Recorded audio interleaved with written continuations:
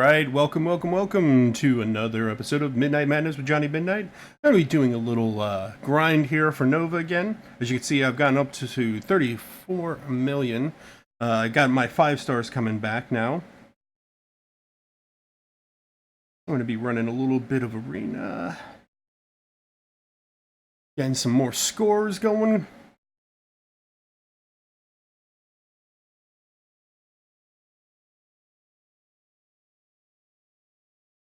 Should have my 6 stars coming up shortly too, so within a couple hours. So start with the 5 stars, going into the hopefully 6 stars.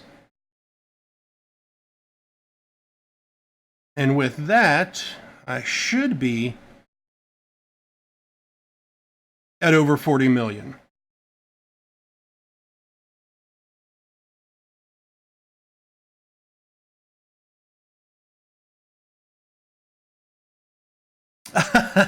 Trying, Ricochet, trying. Should end up with about 53 to 55 million is the estimate currently that I'm seeing that I should end up with. And all free to play too, so.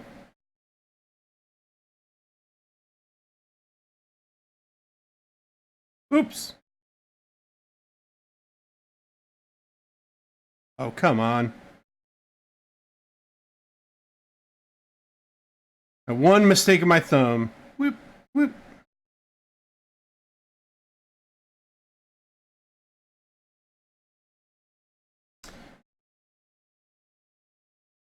I mean, I could put up a lot more points if I wanted to just run 4 stars. But I think that will just kind of run me ragged. Had to go to the store, wanted to take Sally to the dog park. I hate when they do that. Went for a heavy. You used to be able to go win right, and they're hitting that special right at the tail end of their heavy.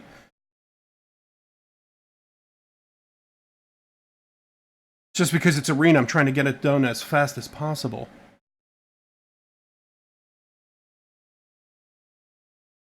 But I've noticed that it just will launch that special right after a heavy, sometimes during the heavy, just like a player would. It used to be the computer never did that. The AI.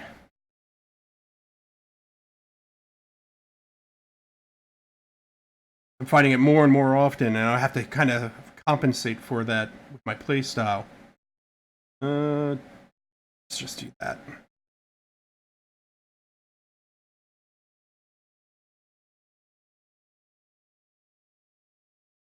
I'm hoping Michael comes back on, because found some answers for him as to the beginner arena and veteran arena. And I found out where my old officers of my way old alliance back 5 years ago, the mistake they made.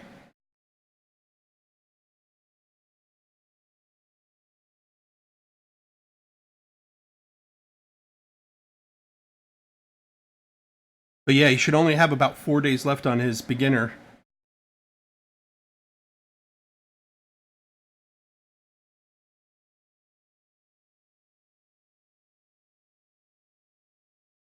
But the good news is he won't be thrown right into the veterans. He'll be thrown into the kind of intermediate level, the 2-month bracket.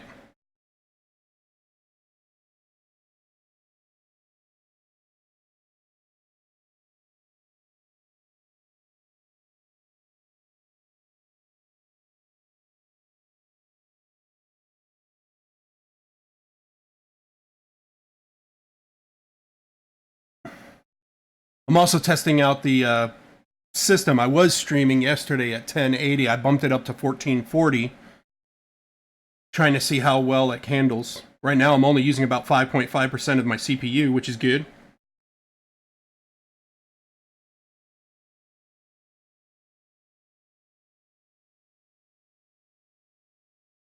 Trying to make sure like there's no skipping, there's no slow spots in OBS. Back off now.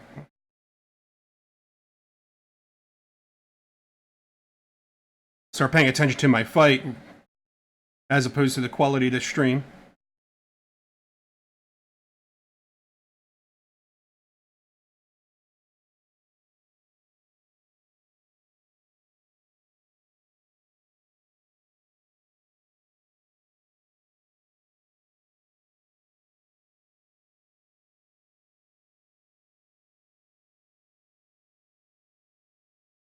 Kind of feeling confident about me streaming at 4K in the future.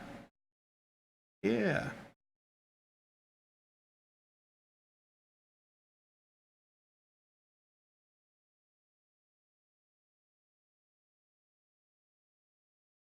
Oh, come on, Nick. Get over there. You know, if you're ever running Synergy champs, sometimes the easiest way is just to go into the Synergies for each champ and just pull from that list. Problem is, though, sometimes it will show my 6 stars, and I don't want the 6 star. I think Goldpool can handle Hood.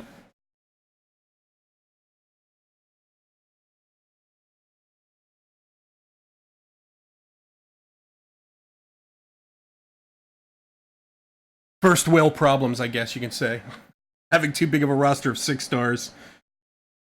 That it can mess up your Synergy, but being able to pull the champ from the Synergy screen.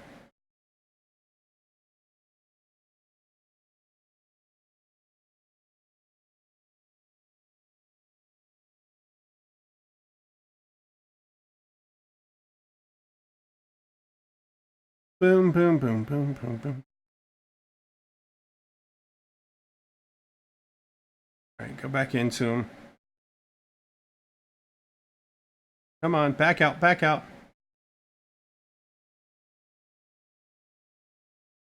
Ah! That whiff because of the animation. Hate those.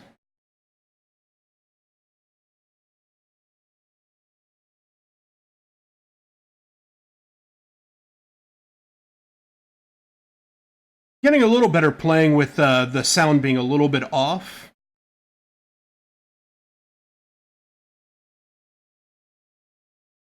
Finally figured out how to keep my microphone out of my headset so I'm not listening to my own voice in a little bit of a delay, which was really throwing me off. So this is getting better and better for me, becoming more of a natural thing. I know, Ricochet, you use Omelet, and it seems like because it's in real time and it's streaming from your phone directly, that you don't have these issues like I have. When you're doing OBS, the sound is slightly off. It's close, but it's still off enough that you notice it.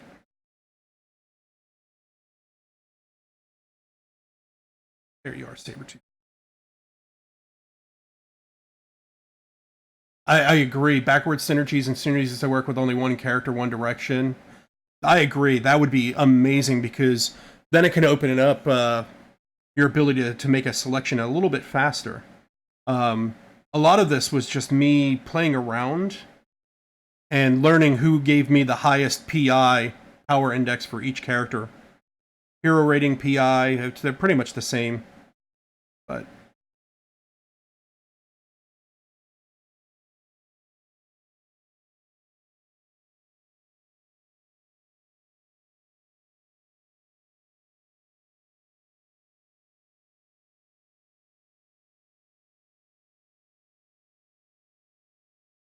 I also don't like the filter by Synergy, too.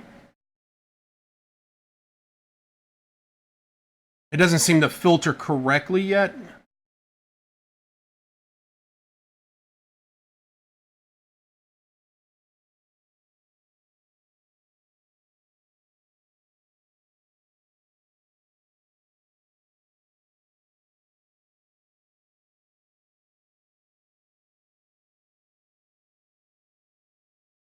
When I had a much smaller roster, it's so much easier and a breeze. I knew by heart what champ, but now I'm like having so many, I have to look for the champ.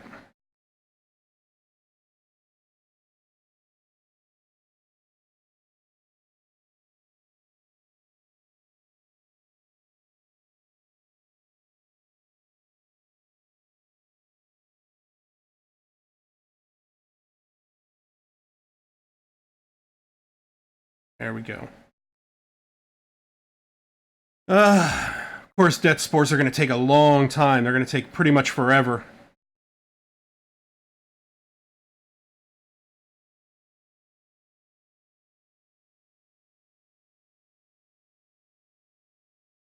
All right. Love those whiffs.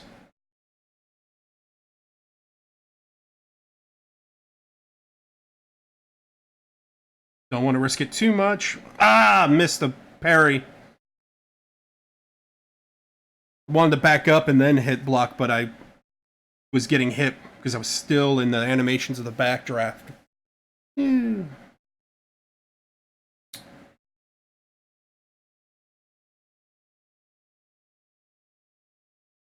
Kind of knew that was coming. I was like, oh, he's going to go with an SP1. Let me back out. Go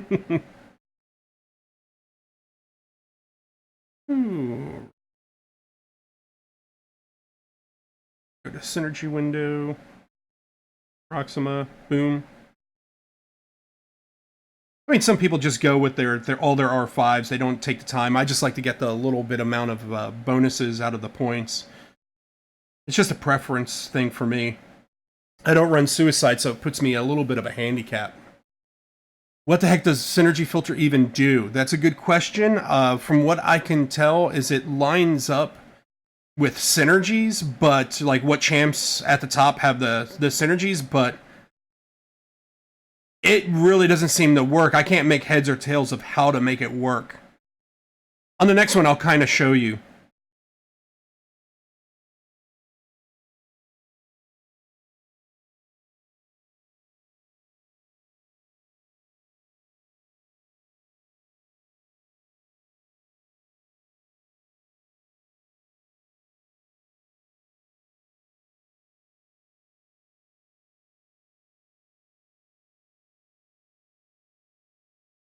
Because I played around with it, and it will change what characters appear up at the top.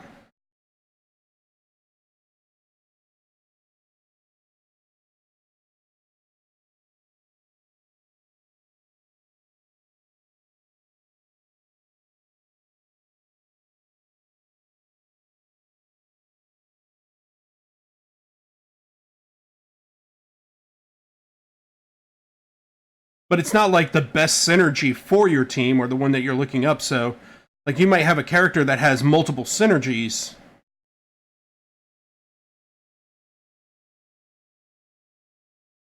But every time I do it, like, Punisher always appears really high, and I'm like, why is he even appearing on here? He's such a lousy character.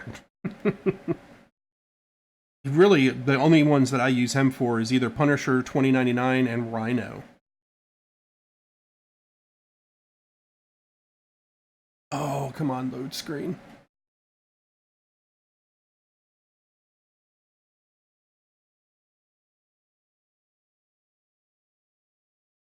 I'm connecting to the network.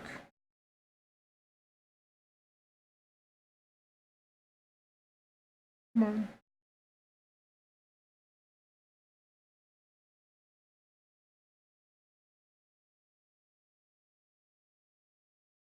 Oh, that's taking way too long.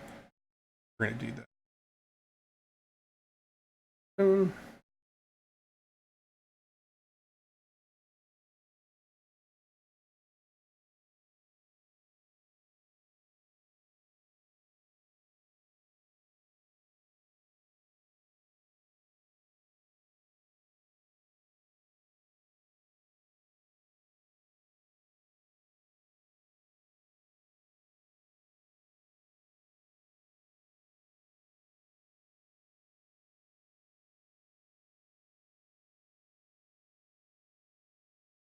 Little hamster wheel there.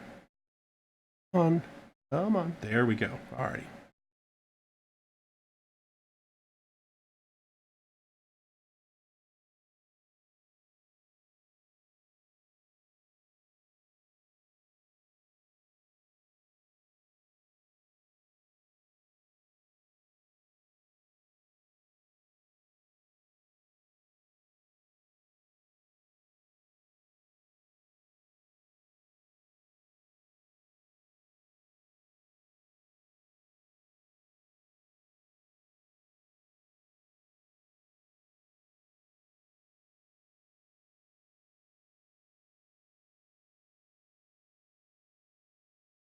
Alrighty, let's see. The Synergy Filter. Oh my gosh, not this again. This is why it was taking so long to load. It's making me now hit the help request for every single one of my champs. It's like something on the server side resets.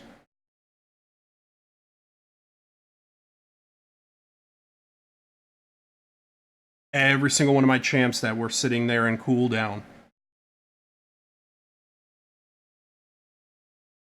I hate when it does that.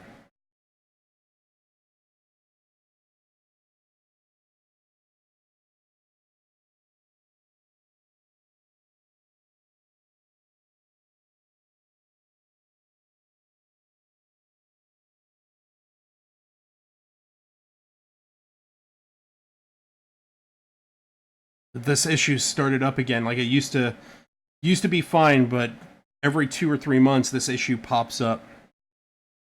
They need to have a request all, you know, for these screens for this. Come on.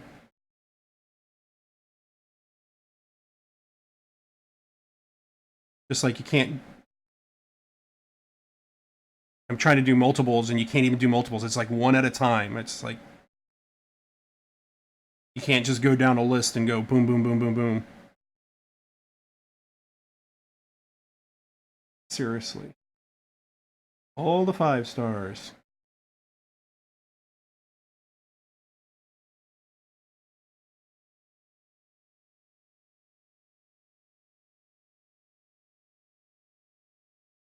Okay. So, the synergy filter. Like, this makes no sense as to why. It just all of a sudden shows you the lowest. It's like it's doing it by reverse PI, but it's not, because I know that there's a couple other people that I have with other PIs that are a little bit lower. But somehow this synergy is supposedly, I guess, whoever's supposed to work well. Like, all these dominoes are moved up front. Well, I don't know exactly why. Domino doesn't get any synergy with Thanos, so there's like no heads or tails as to what really causes it. I want to do it by availability. Let's see. Usually I like Namor. Oh, no, just drop there. So if I do it by synergy like this, like, none of these folks have a synergy with them, so I don't understand why they even decide these. It's like the synergy thing just does not work. And there's my Punisher. He used to always be #1.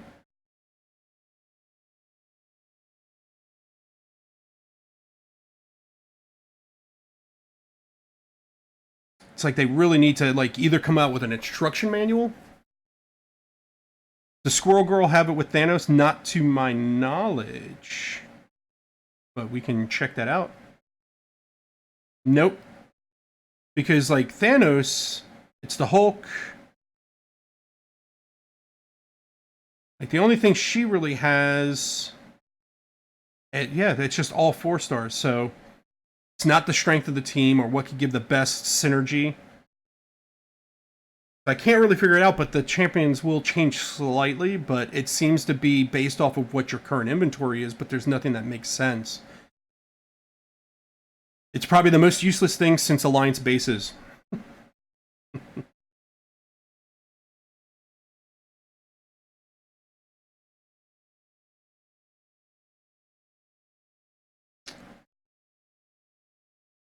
Even when I had Thanos loaded up, it didn't change anything. Just sat there, and it's like, okay. That should be good.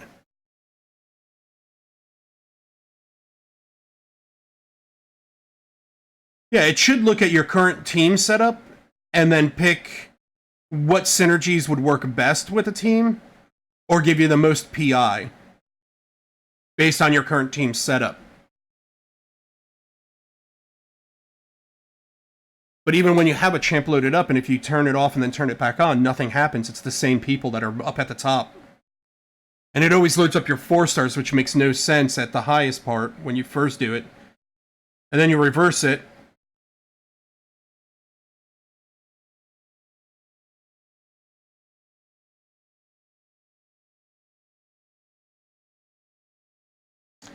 You know, one thing I'm wondering is if it's the amount of synergies. So if they have 3 synergies or 5 synergies, and those are your top people. The reason why I say that is I know Domino has something like 8 or 9 synergies in her options. So it could be the number of synergies.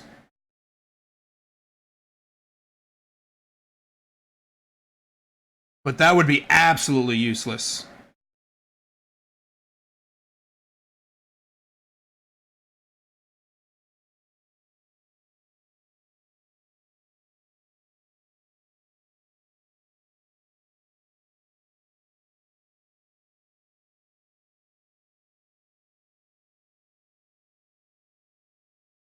I think so. I think I figured that one out, but that's still a horrible filter.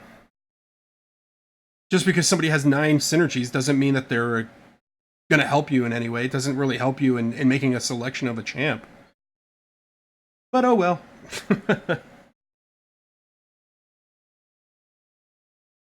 see. So this. That's why everyone just uses the little synergy.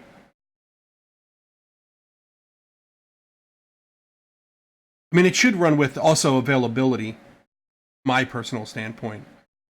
Like, why are you going to pull out what champs that I can't use because they're currently based on the event you're in?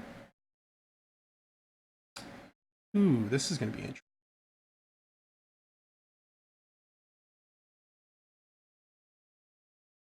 I might lose that Electra, but more risk the challenge. A number of synergies confirmed. Yay!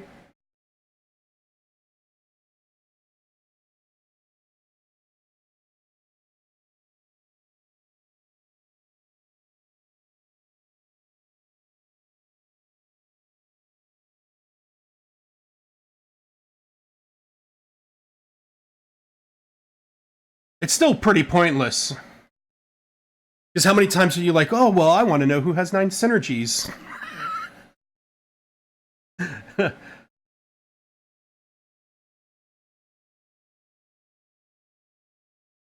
But I guess the coding would be really, really tough to do it compared to what champ you have in the roster currently. But it would be nice if it did.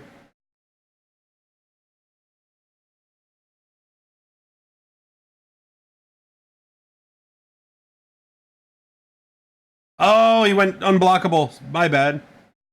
Wasn't paying attention to the stacks. Yep, even in AQ and story mode, it's not really any point to it. I mean, I could see EQ if you're putting up a team together for the first time and you don't know the synergies yet. And you just want to see who has the most synergies so that you can find out who's most likely able to go in your team, but that doesn't really help you. Even for a noob, it's going to make them more confused.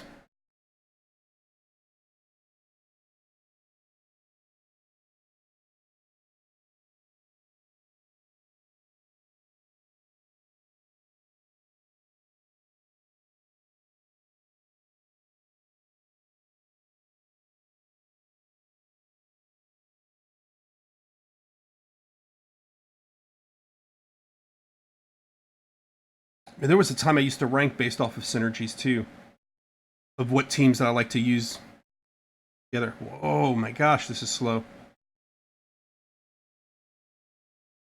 Must be heavy grinding going on. I guess others want Nova too. I might not get them. Oh no, what am I gonna do? No, I don't mind. I'm just putting in the grind because I have the time currently. If I get him, I get him. If I don't, I don't.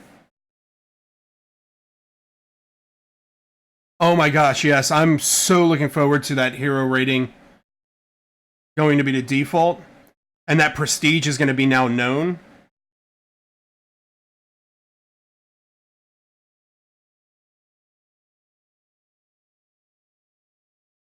It's something we all kind of had guesses at.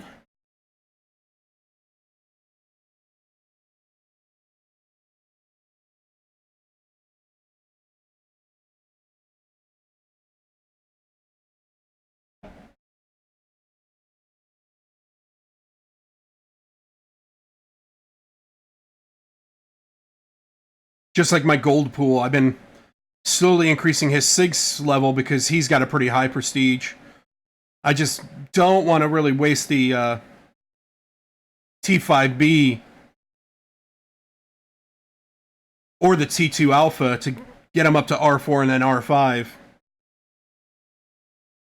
Currently, I'm out of T2 Alpha.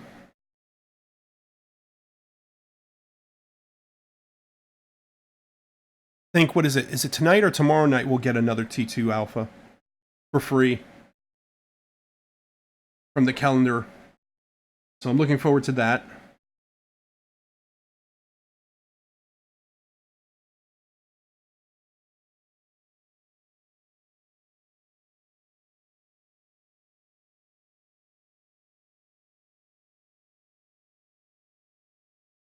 Uber cheese with Hyperion. Have a 200 SIG Hyperion. And the fight's done. I don't even need to do the 20%.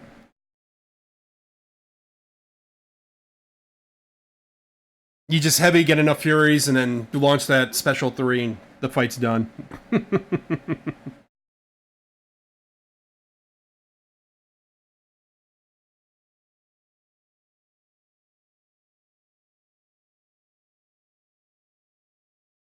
Righty. Wow, it's...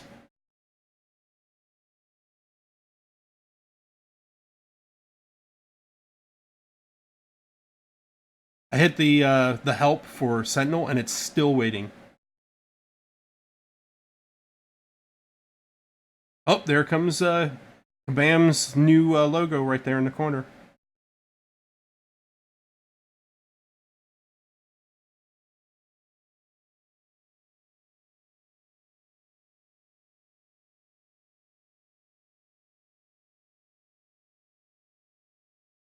Like, seriously. Oh.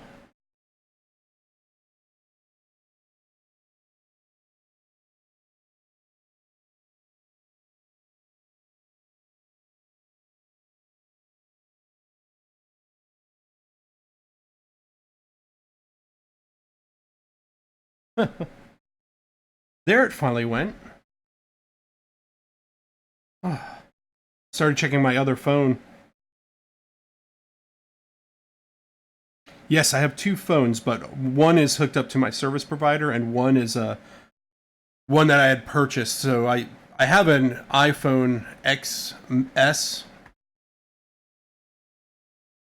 Max that I could use, but that's my actual daytime phone, like where I actually take calls and everything, and I don't want to use it for gaming, only because if somebody calls me and stuff like that.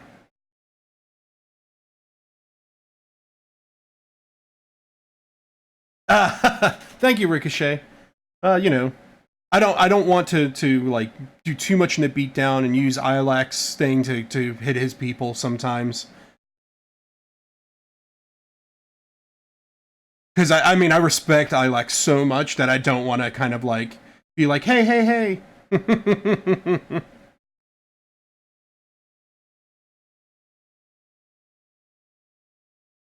Oh, there it goes with that. I came in and he just hit that SB1.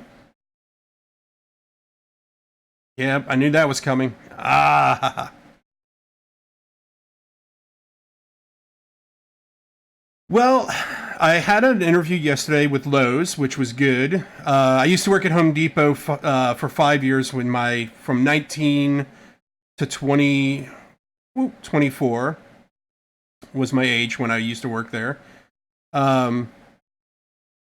So I had an interview there, and it seemed to go well, but they're going to take a week because they're going to interview some other people. I look like I'm a strong candidate, but the problem is I kind of made a decision. I kind of made a decision way back when I first got the laid off notice, that if I don't find a job by the end of this month, that I was going to move back to Georgia to be closer with my dad. Because he was diagnosed with kidney, he has cancer of the kidney, liver, he had it in his lungs, and it started developing in his brain. He He's been fighting cancer for a year and a half now. Diagnosis is going well, but I kind of miss him. I moved out here in Texas about 2 years ago, a little over 2 years ago, and I'm very close with my dad. We'd see him every single weekend, go to the movies, you name it. We talk every day on the phone. That's like my dad's my best friend kind of thing. Used to never be that way. Used to be very, very harsh relationship between me and my dad. But then as I got older, I realized how important what he was in my life, as well as that he was right. So kind of want to move back there to just be around him again. And so because that's getting close, I stopped doing the job hunting now. But if I get to hear back from Lowe's by next week, I'll end up staying. If not, it's pretty much moved back to Georgia, which I'm going to be looking for an apartment first. I got the severance and everything. Land the apartment. My severance doesn't run out until the end of May, which is good. So I'm good all the way till June with severance, and then I could get unemployment after that. But the hope is to move at the beginning of March. And then from there, I might start driving for Uber once I get into Georgia to help make ends meet. Just help make a little bit extra. And just look for a lower paying job if need be. But I do have a network out there with my old job that was doing what I was doing here in Texas for another company. So the hope is that maybe I can get in with that. Even if it's going in at a much lower than where I was. I don't mind that. There's no shame in that. I was making way too much anyway. That's why I was a whale.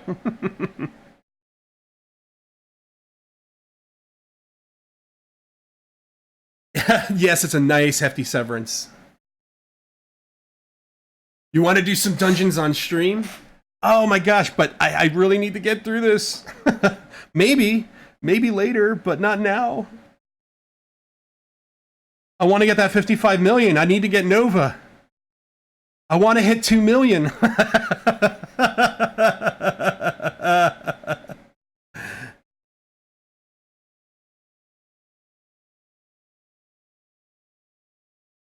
Yeah, I mean, my severance between now and May, they're going to be paying me $21,000.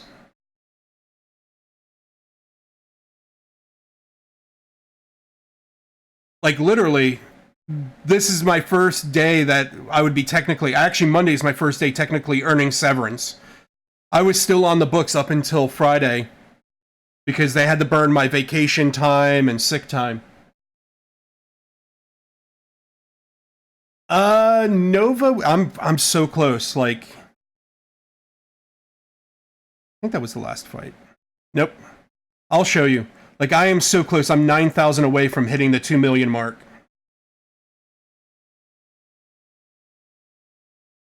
$9,000. The reason why Nova puts me close, I have a rank up 2 to 3 gem for Cosmic. All I would need really is the 2 T4 basic to get him from 1 to 2, and then I have the 2 to 3. So I would be really close. I also have an awakening gem for him, so I can awaken him to get a little bit extra goose.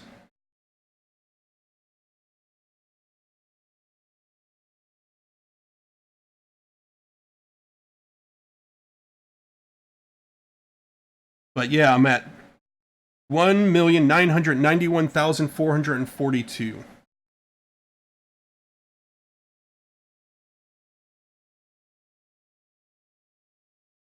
Show you the secrets. The secret behind the curtain. I got 2 Cosmic, two 5-star mutants, and I have no one to use them on. Every single Cosmic. This one, I do have someone, but I don't want to awaken Blue Cyclops. I'm like, I'll wait till I get like a Mr. Sinister or Sunspot, especially. If I get Sunspot, so going into that.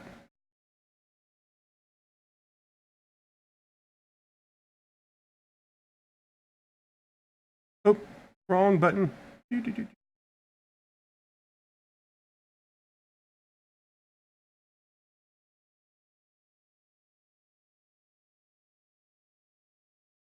see.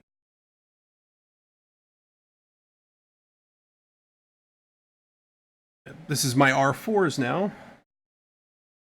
Gone through all my R5s.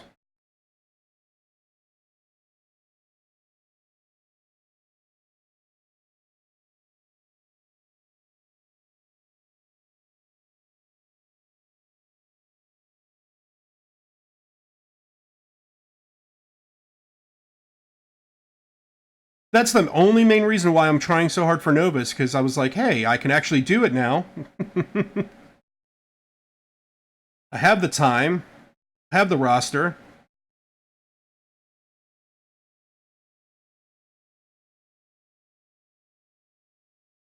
Oh, ow. That hurt. That sucked.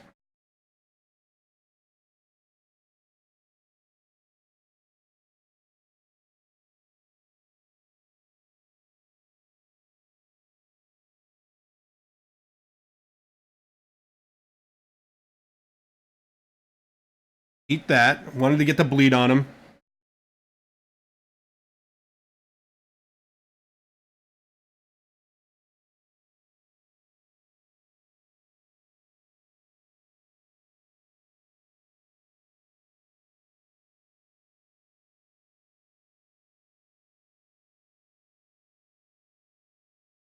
Yep, knew that was going to come out.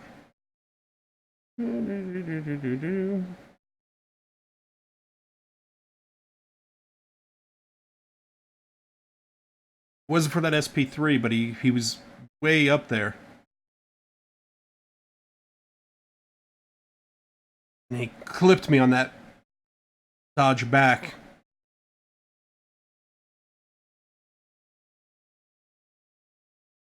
Come on, Hulk. Man, he's playing so defensive.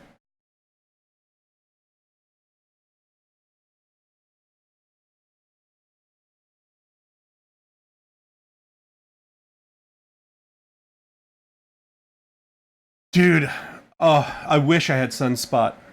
He went so cheap too. I could have actually gone for him, but I was only going for the 10%.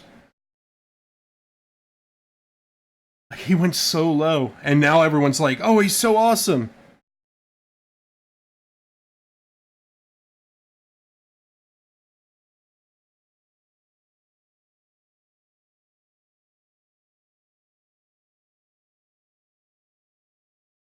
Thing is, I usually try to go between all the different arenas and just make up as many units as possible.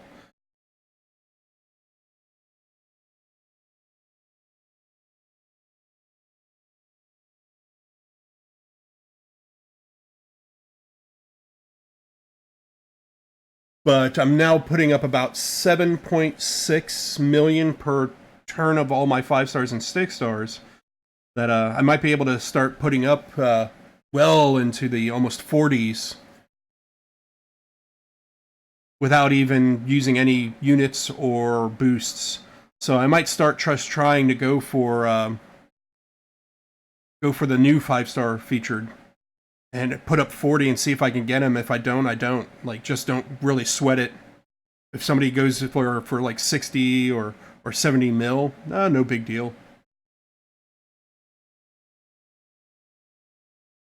But I'll be able to pick up those ones where they go really low. If they go underneath 40, I'll pretty much be able to pick them up. And then the hope is to get more 6 stars, because that just will increase my score dramatically.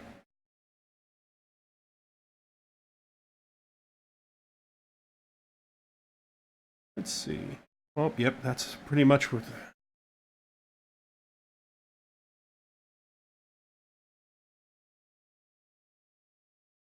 Yes, you know, our alliance leader was showing how much damage he did with one SP2 with Sunspot.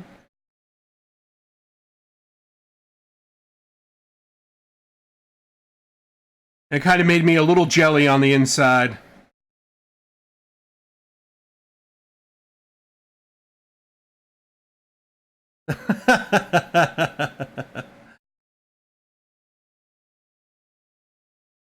See, my path, I got to worry about the path 3 in Alliance War.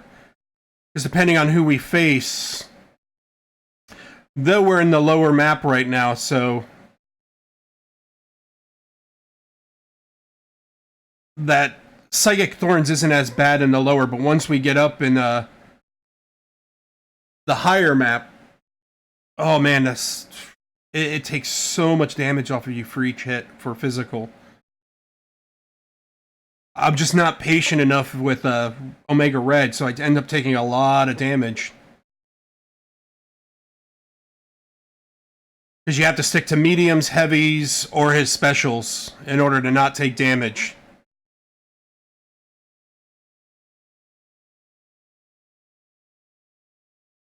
And 2 mediums are very risky right now because they seem to recover really fast, the opponent.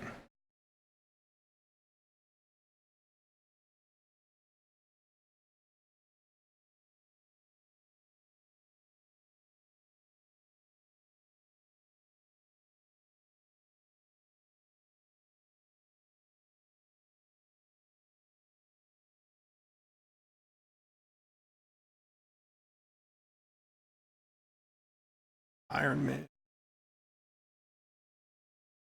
Fortunately, synergy that I'm looking for is on Captain Marvel.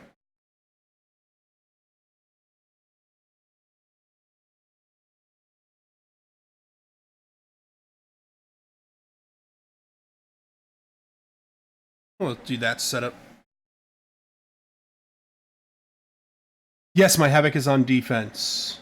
Always on defense.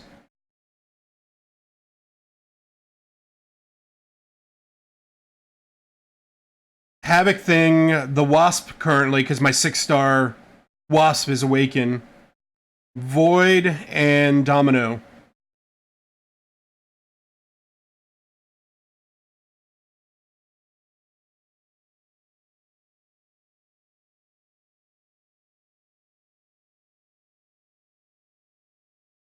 Oh yeah, I'm almost up to another 100,000 battle chips there, Ricochet.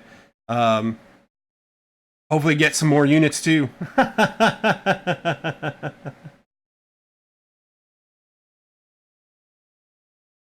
Actually, yes. Actually, I could actually play some theoretically. The only problem is...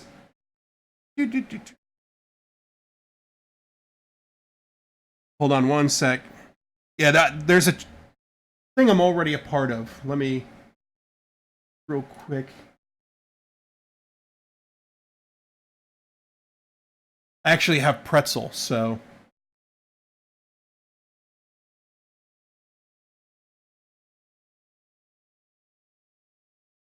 There you go. There's some royalty background music. You ask, you shall get, Ricochet.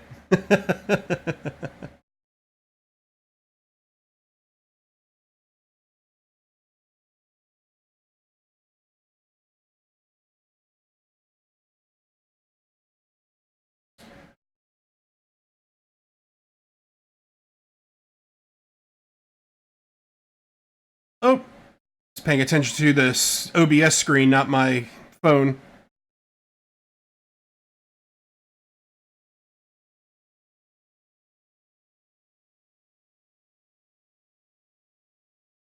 Let me know if I have to turn the music down a bit.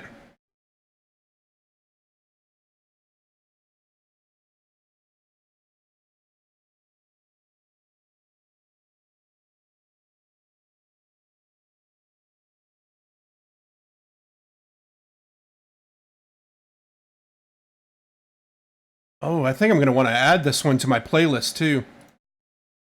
See, that's what I've been doing. I've been listening to the musics and adding them to my Borderlands, as well as an MCOC playlist, but I only have a few songs in them.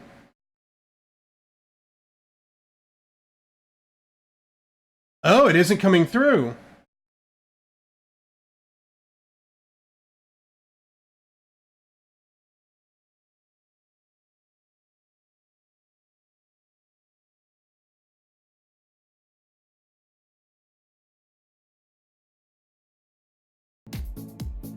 Let's try this. How about now?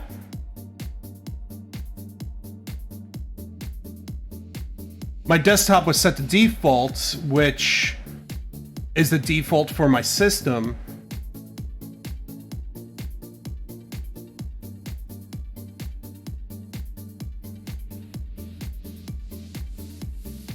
And I actually had to set it to my actual headset so that you guys can hear it, which is weird. So it's OBS.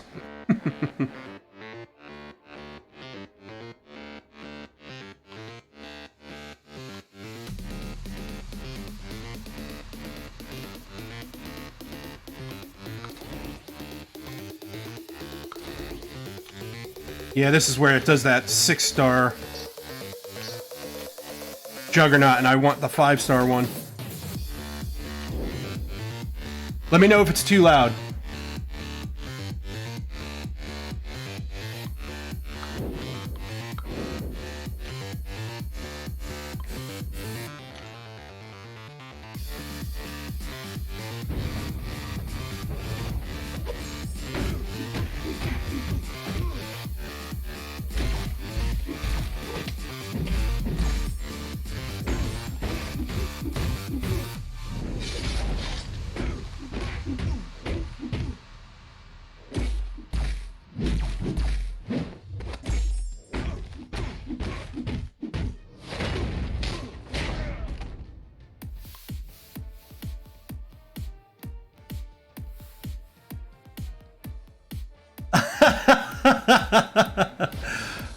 Oh, come on. We want an 8-hour loop of goodbye horses, not look at my horses.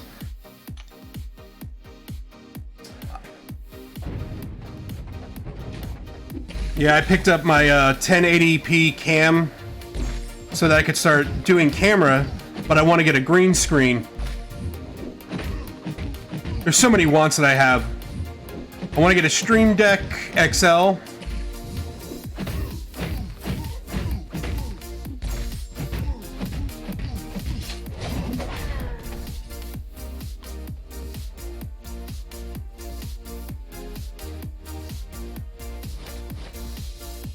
Really? The game sound wasn't coming through? Because that's on a separate one. But now it's coming through the desktop, so that's probably why.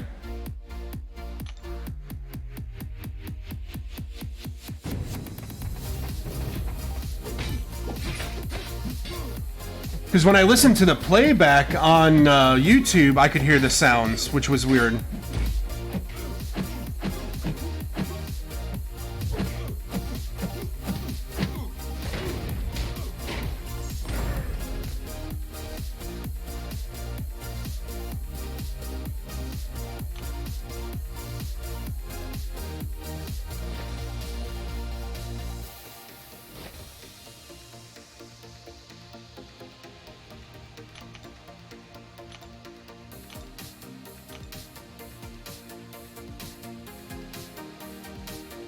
Oh, let me move in war.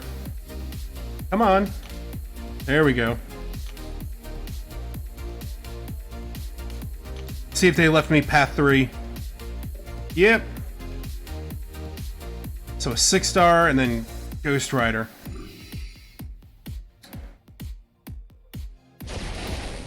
You know what? I'm probably gonna do Cold Obsidian.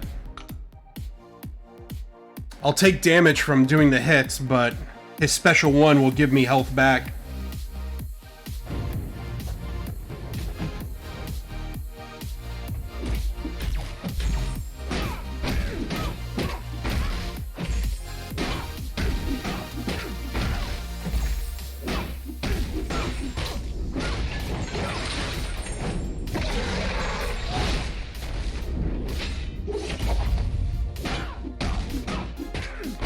Trashed.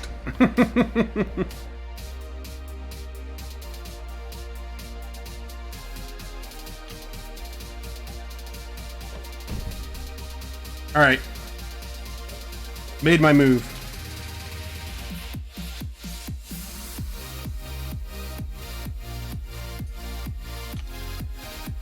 Let me be a good alliance member and hit the help.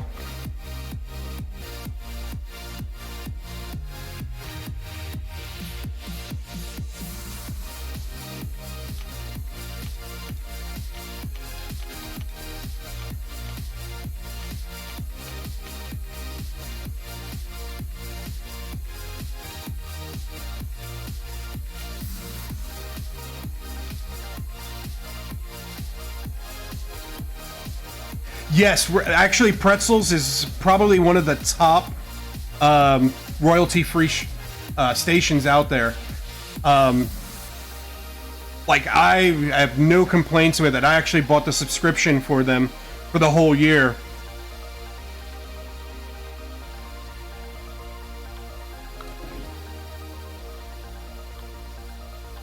I tried to go to some other free sites for some royalty-free music that weren't for pay, and they were just didn't really have a good selection a lot of the time.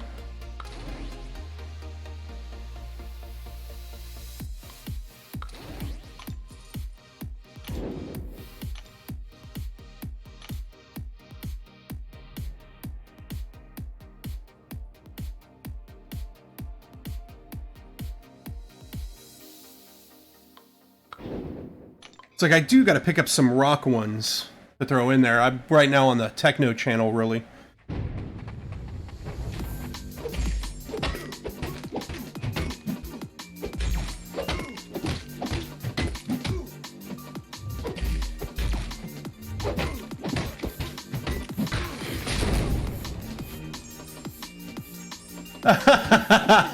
You're still doing the heroic quests?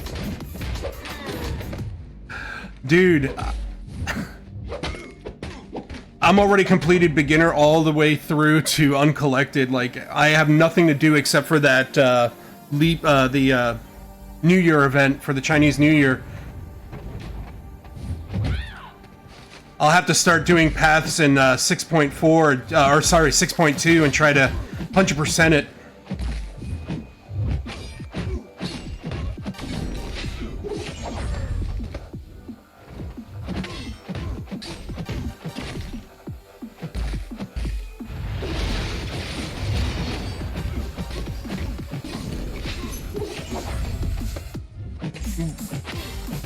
Probably save up a little bit more of a cushion and then take on 6.3 and do my first playthrough of 6.3.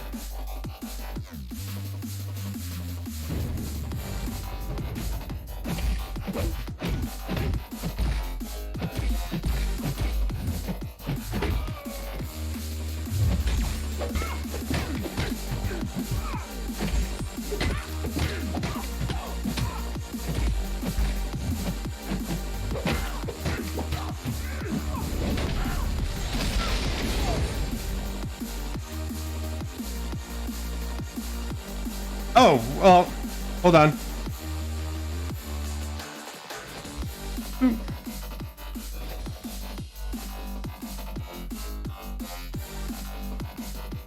I might want the sound effects still on.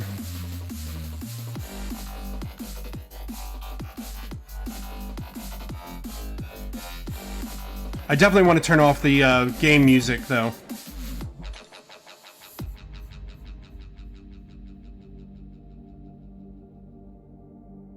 There we go.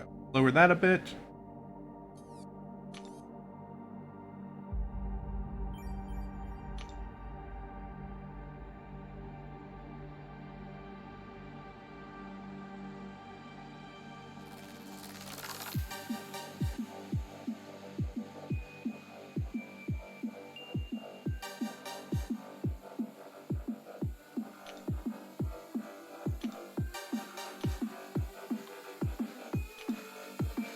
Yeah, and anytime you guys say, you know, something's a little off with the sound, definitely let me know, because I'm very particular about that kind of stuff, but I only have to hear from my headset. And it comes in louder than I noticed after the stream, and I listened back to it. It's louder in my headset than it's on the stream.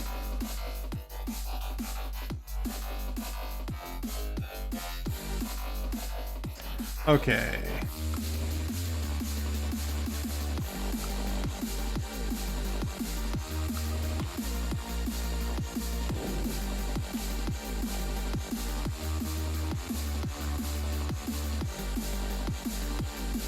Oh, so you're just doing the heroic for,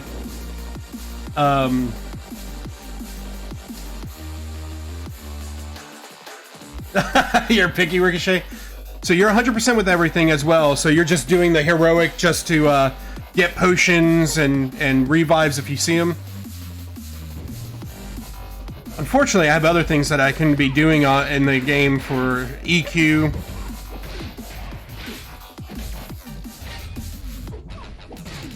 I didn't want to spend any energy refills and clear out the Chinese New Year, so that's going to take about another day and a half. Or at least by tomorrow afternoon it should be done. I might even want to finish the variant 1. The only one I don't have 100% is variant 1.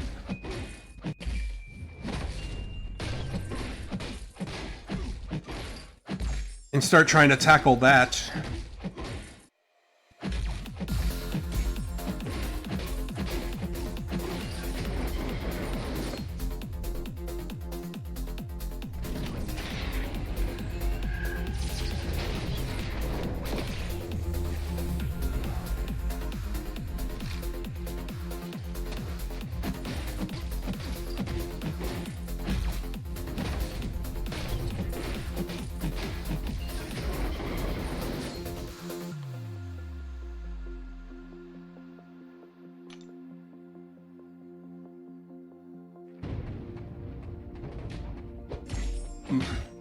You know, I'm actually loving Mysterio, quite honestly.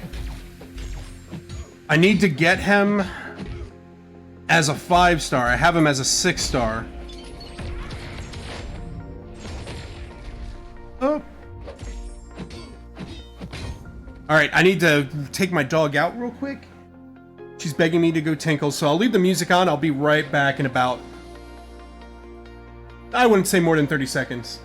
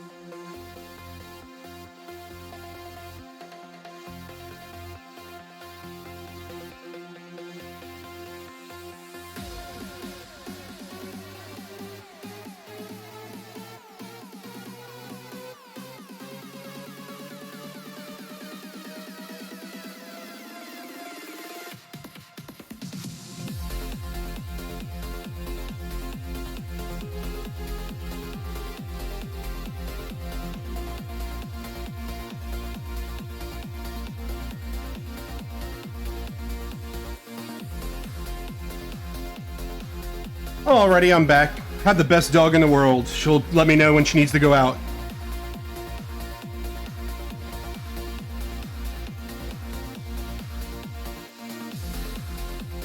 Oh my gosh, we got I didn't even realize we have completion going on. I'm such a horrible teammate.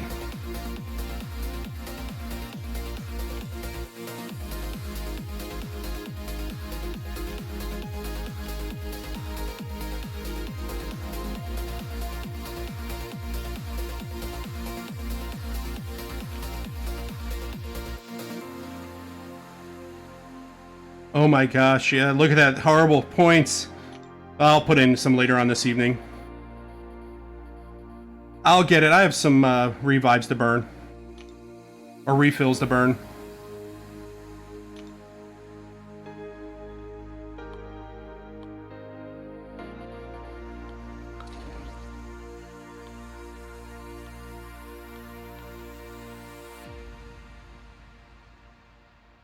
Let's see, yep. Her, and then off of her. That's right, Nightcrawler comes up with that. Does the 6-star one. Want the 5-star one. There we go.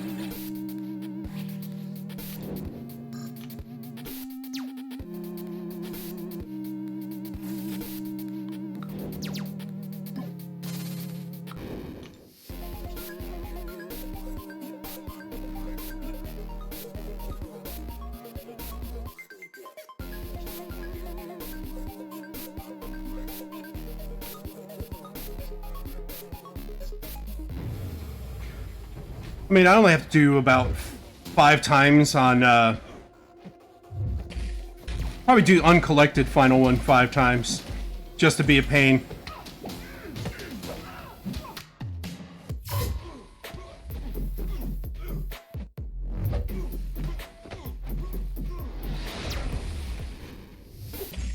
Nova's not hard with Claire. She seems to be able to really put him in control and just make it a real easy time to beat Nova on that last one in Uncollected.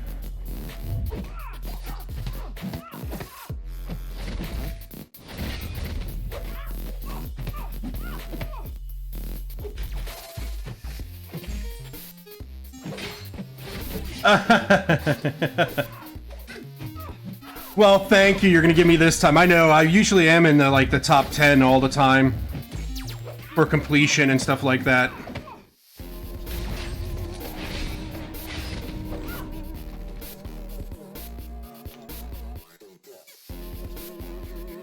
But you know what's gonna really hurt is all those scores from all the crystal openings that you guys are not gonna get from me anymore. From wailing out. Our SA score is not going to be as high as it used to be.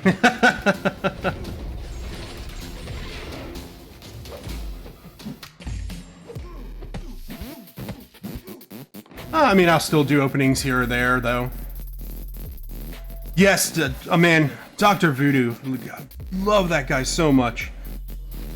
Like, there is no regrets to that guy opening a... Ever since I opened him, awakened him, and then got him up to 200 on a SIG, there's been no regrets.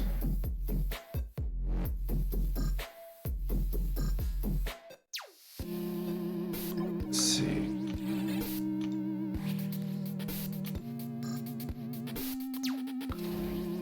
The only thing weird that I'm noticing with, and I don't know if you've noticed with Voodoo as of late,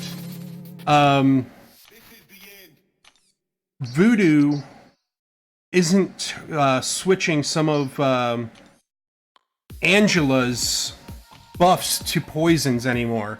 It used to be, I used to love fighting Angela with him because he can turn most of her buffs to poisons, and I think they did something to put a stop to that. I've noticed quite often in AQ that I'm not getting that. I'm not getting the stacking up the debuffs for some reason for his Spirit Venom.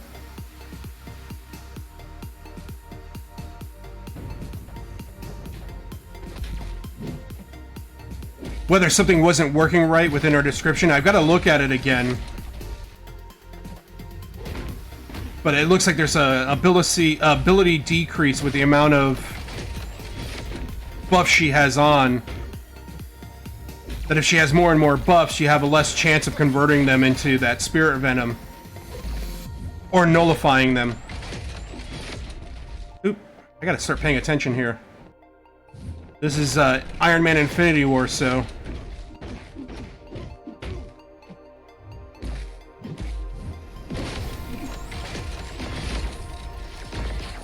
There he goes into his auto block. Yeah, eat that.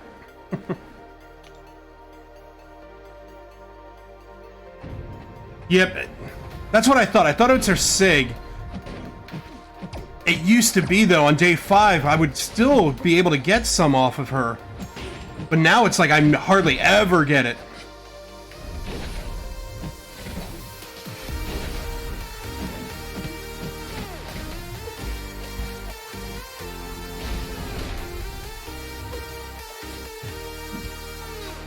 Miss one parry.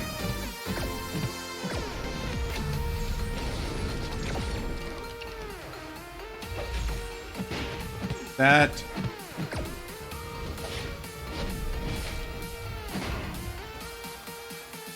Man, I miss Nightcrawler being able to switch him so easily.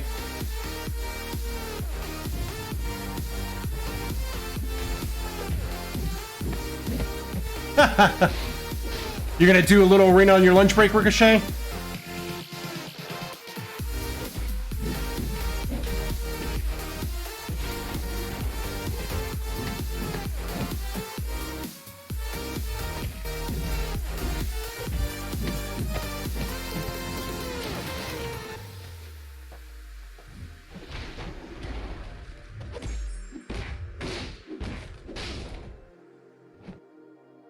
Oh, we gotta pay attention there.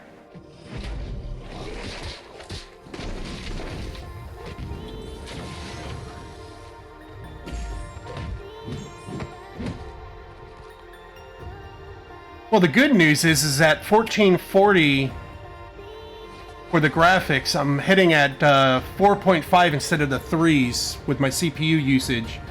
So my computer's not struggling at all. Also have a nice green for the feed going out. Man, I'm gonna miss this 5 kbs when I move to Georgia. We don't have fiber optic out there that often.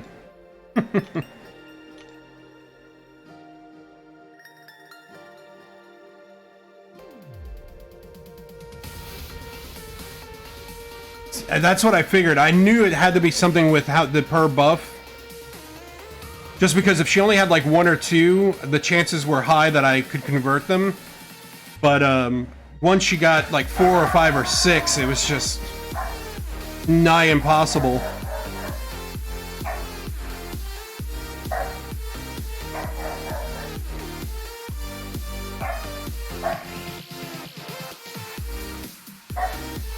Okay, we're gonna quake bake.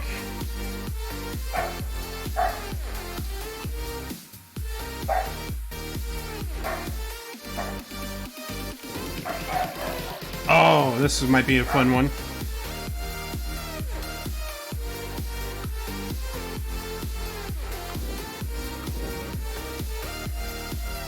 Yeah, let's do that way.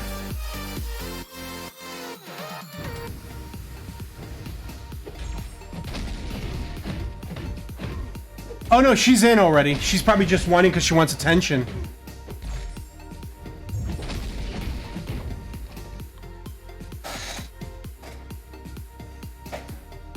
It's not her feeding time yet. Sally? No. No, I actually went and walked her. She's not outside or anything like that.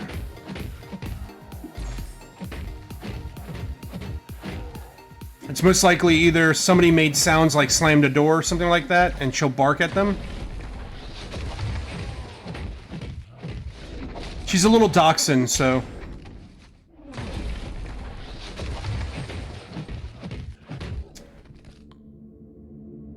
they're a little territorial and, will let people know, like, hey, you're in my domain.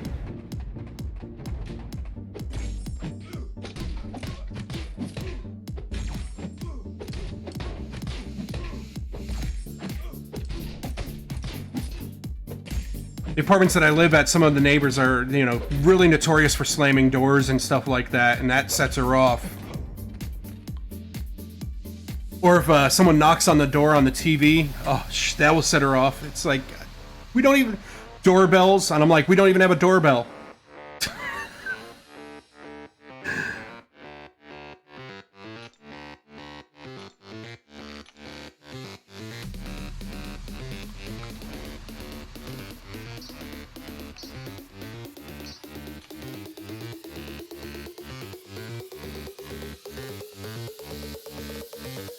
There you are.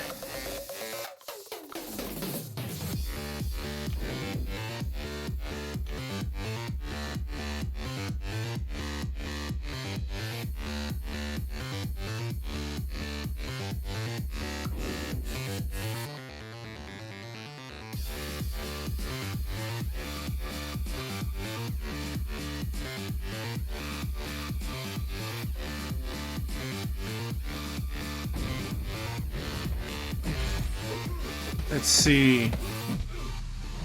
Don't want to feed into his power too much.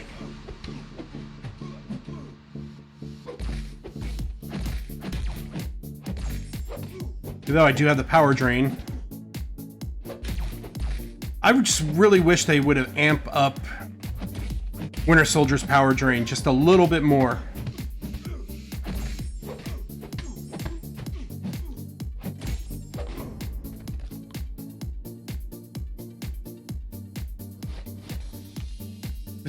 I forget what SIG level I have him at.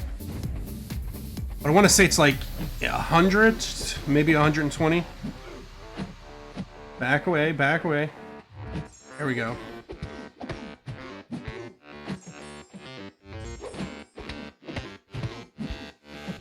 Oh, come on. I wanted to back away and he just stood there.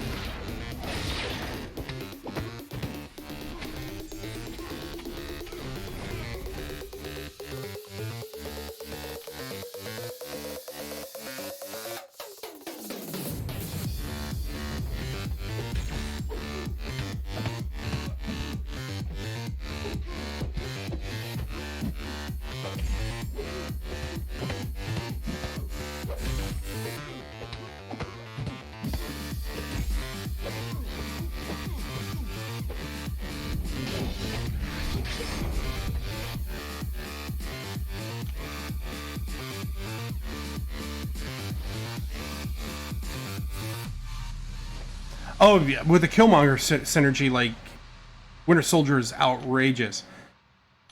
But I just think he should be a little bit more of a power control, just my opinion. Yeah, see, I have him at 120. Yeah, it's 24.23%. But it's a 15% chance to power drain at the 24.23% of the target's max power. I just kind of wish it was more like 20-25. I'm a little selfish, I guess. But I love his bleed. Oh.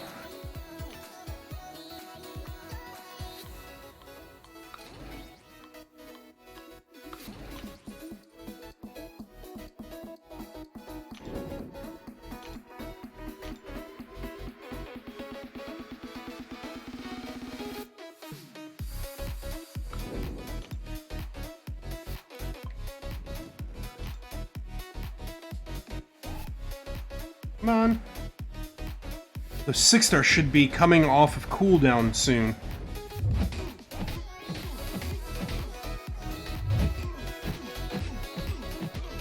Probably another hour.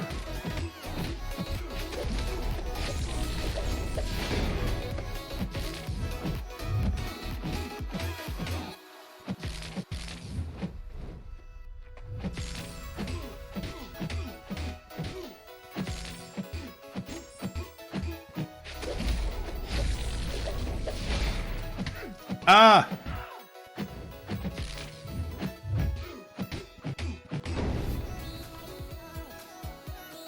By the way, Patrick, do you have an R2 6-star yet?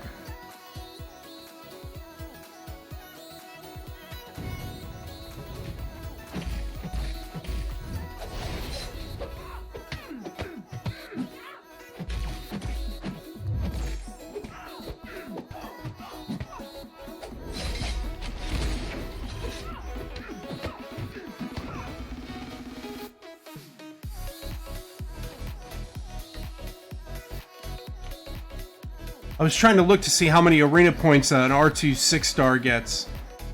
I want to say it's going to top out around 78, 80 points per fight. I'm going to guess that the R3 is going to be somewhere near 95 to almost 100.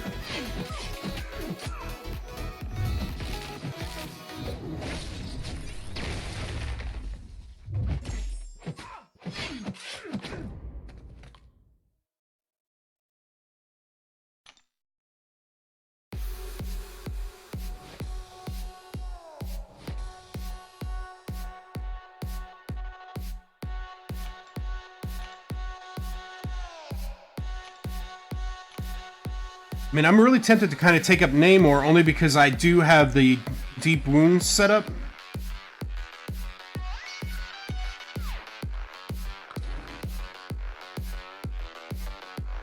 And if there an increases bleed chance, I want to first test it out before and see how well he ramps up on the bleeding damage.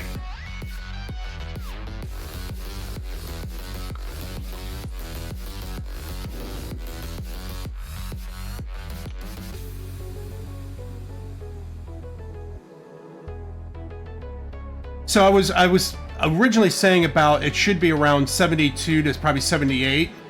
So they have 74. I just thought of some scenarios where it might be a slight higher.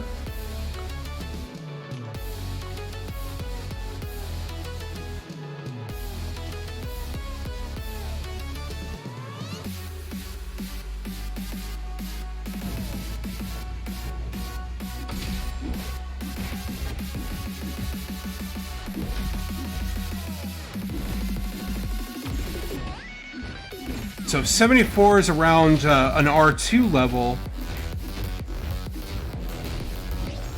That's probably going to put an R3 around mid 80s.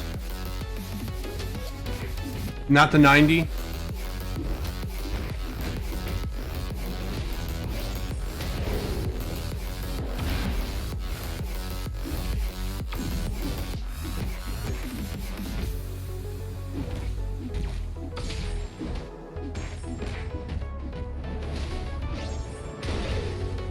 I'll have to wait till my next 6-star opening.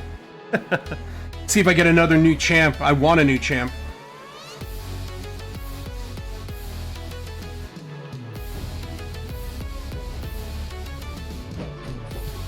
I would love a Corvus. Wouldn't we all? I mean, Corvus is not good without the dupe though, but...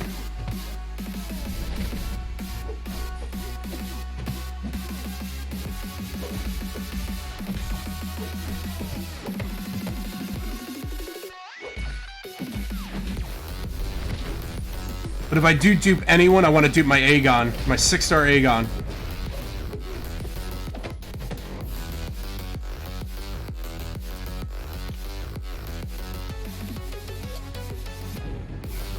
Yeah, I figured that was the case, Ricochet, that 78 would be possible with, like, suicides under certain circumstances.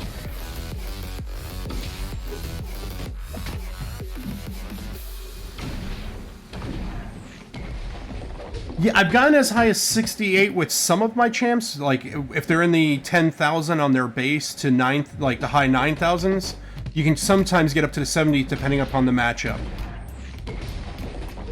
But I noticed on average, it goes between like about 64, 65 up to 68.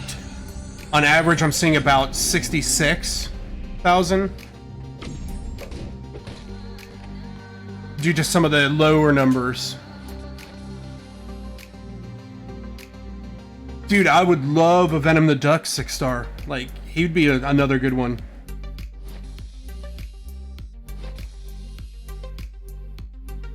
I just kind of want a Corvus because I want to go for a Legends run, but it's going to get harder and harder with all these R3 6-stars coming out.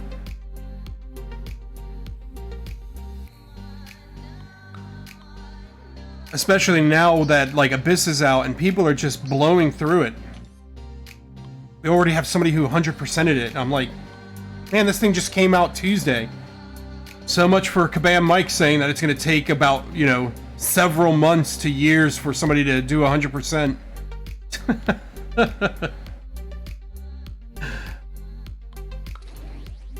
Let's do more synergy teams. Where are you, Hamdall? There you are. You're hiding over in the corner.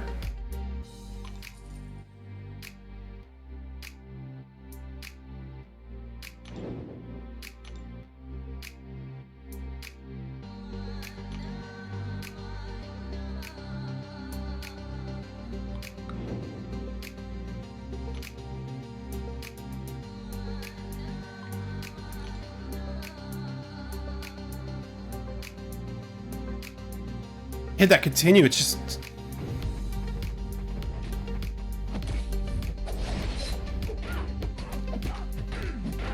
Ooh, the load time between that button sometimes just kills me.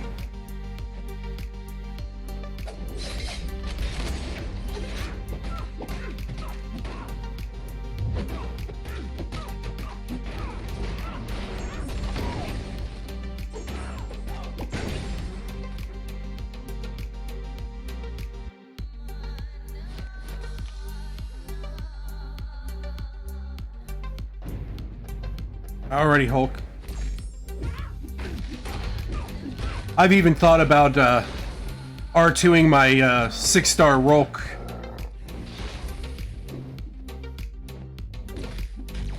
But I just think that would be a waste, really, quite honestly. While he's really, really great.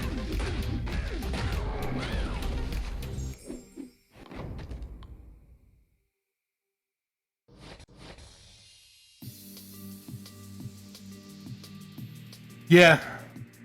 I just wish we would run more map 6 and map 7, though. Like, even attempt a max, well, like, one map 7.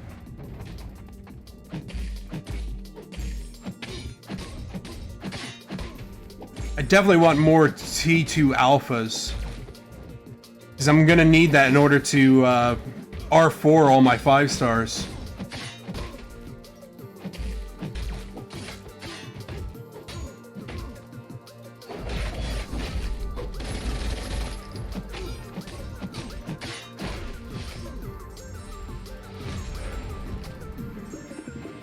Whoa! He came right out. I was gonna chance it. I was like, oh, he's stunned, but maybe I can get in that attack. But no, he's got that reduction of the timer on the debuffs on him. That split-second hesitation costed me.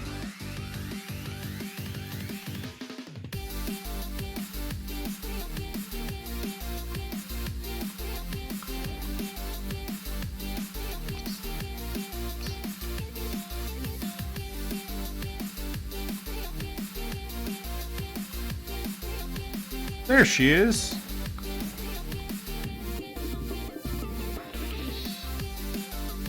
And where's Mr. Marvel? He should be... There he is. We'll just do that way.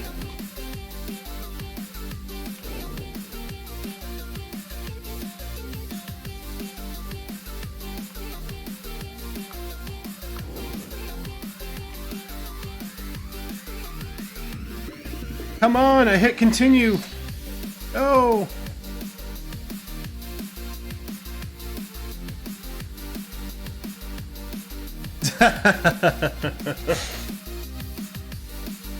Yeah, I know. I think right now we took on some new members, so we're kind of... Woo! We're kind of still in kind of like a honeymoon phase with some of the new players we have on our alliance.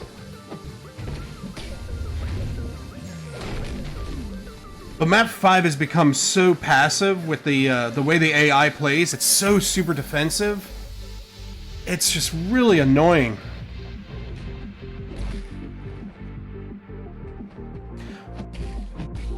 Especially when it's on certain days. Like where if you haven't hit the champ in like X amount of time, you'll start taking degeneration. I hate those nodes, or that universal global debuff.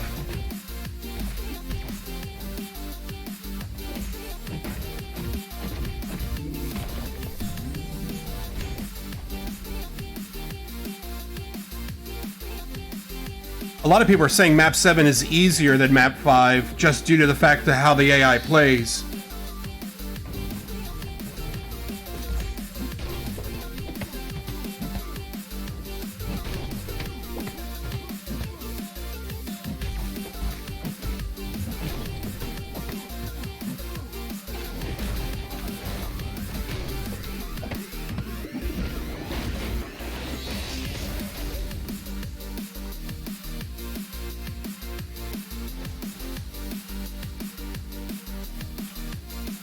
I also don't want Quick and the officers to have to change everything to go to map 6.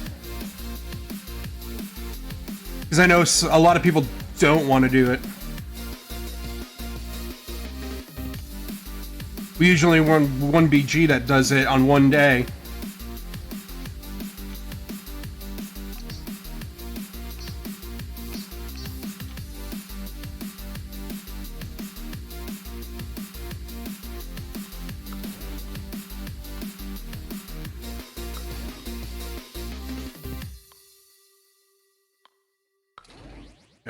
That's the synergy for that.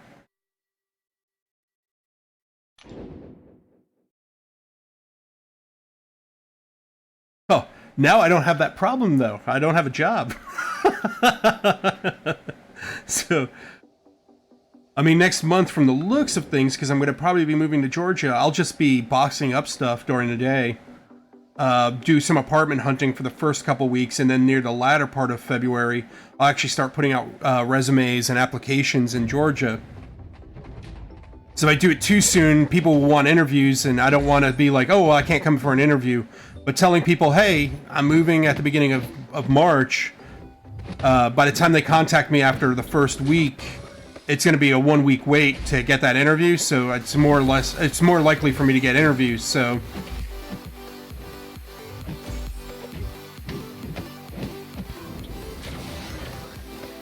as well as there is a trump card that I haven't been playing yet, because I wanted to wait to see if I was going to move to Georgia or not. But once I move to Georgia, I have a company that my company hired that's going to help me, hopefully for 30 days, try to find a job. They'll give me advice on resume and sprucing up my LinkedIn and making me match more often. So they're going to help me try to find a job, but I only get them for 30 days, and it's from the first time that I call them to initiate. So I figured I want to be in Georgia and just kind of settle down a little bit. So like within a week before I contact them.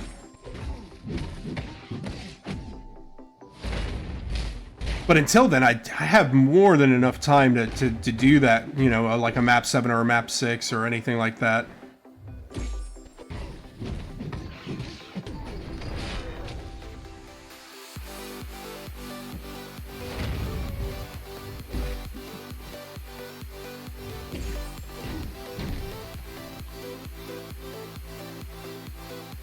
The job that I had before was search engine marketing. It's working with Google and Bing and a lot of different other types of channels for putting ads online for small businesses.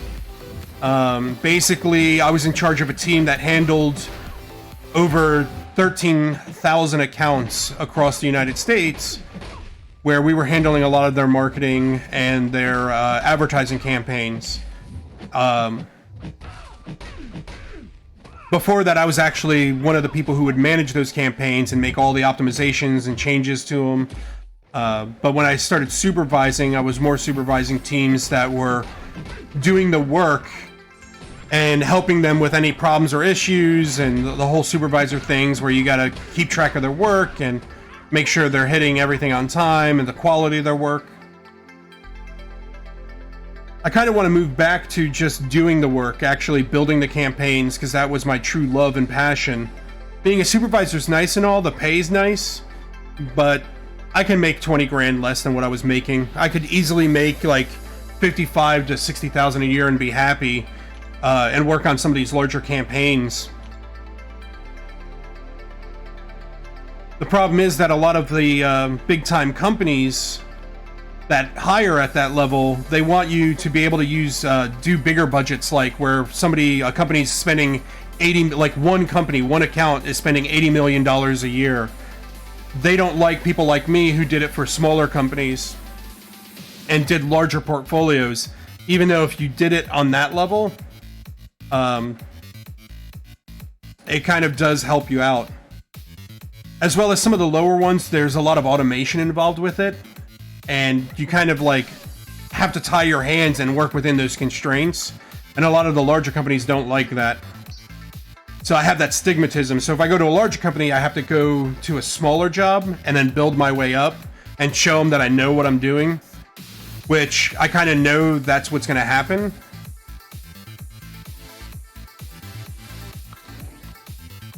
But I'm willing to take a pay cut. I'm willing to work as low as 48,000 American. I mean, I was making 75 plus bonus, so I was making over 80,000 a year at the other place. But, you know, that was too much for a single man.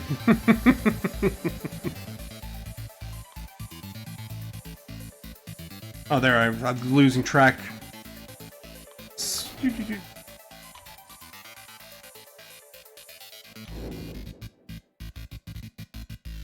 You just got the 8K loyalty and the 88 units from a greater gifting? Man, I got a lot of loyalty from those greater gifting. As you can see, I'm at 706,000. Going to be getting another Unstoppable Colossus. It's probably a waste of loyalty points, but...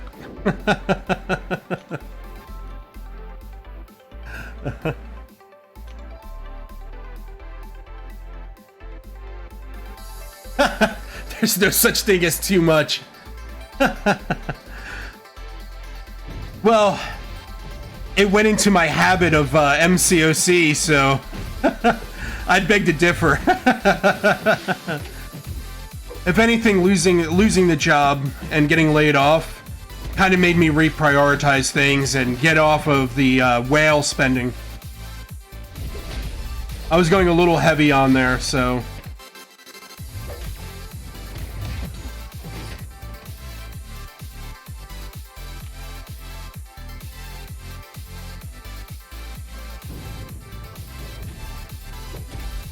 You know, maybe someday when I get 1,000 subs,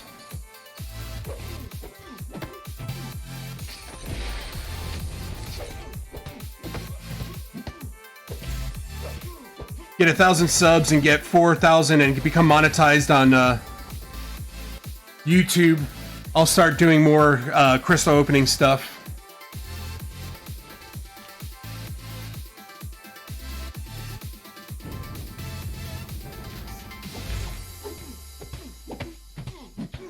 But the hope is, like, I'm even planning on possibly driving for Uber, so when I move back to Georgia, I'm going to look at getting a secondary car, because my car currently is a 2-door Honda Civic Turbo, which is not... Uber won't accept those cars for basically rideshare, and be a driver for ride-sharing programs. But plan to get just like good, cheap, like Ultima, or, you know, just a nice 4-door, belt buckles, 4 seats, four different seat belts. That's nice and clean. Just drive people for Uber for some extra money. And if I do good at that, then I might throw down a little bit on crystals here or there just for openings.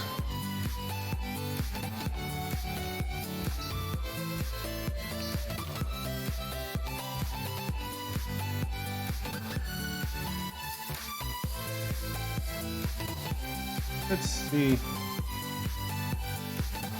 Well, you know, I just do this for the fun. I figured, hey, I play this game, might as well stream it. I don't claim to be the best.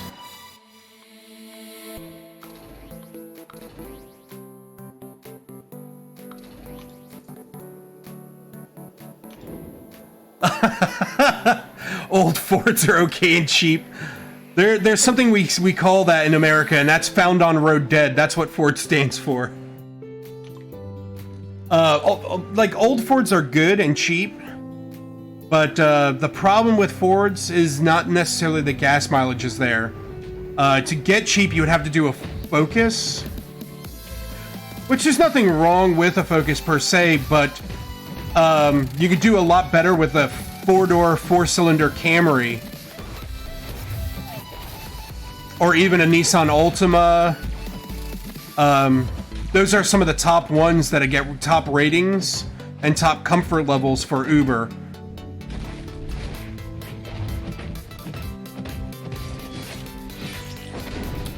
So, like, I'm looking at like a 2008, 2009.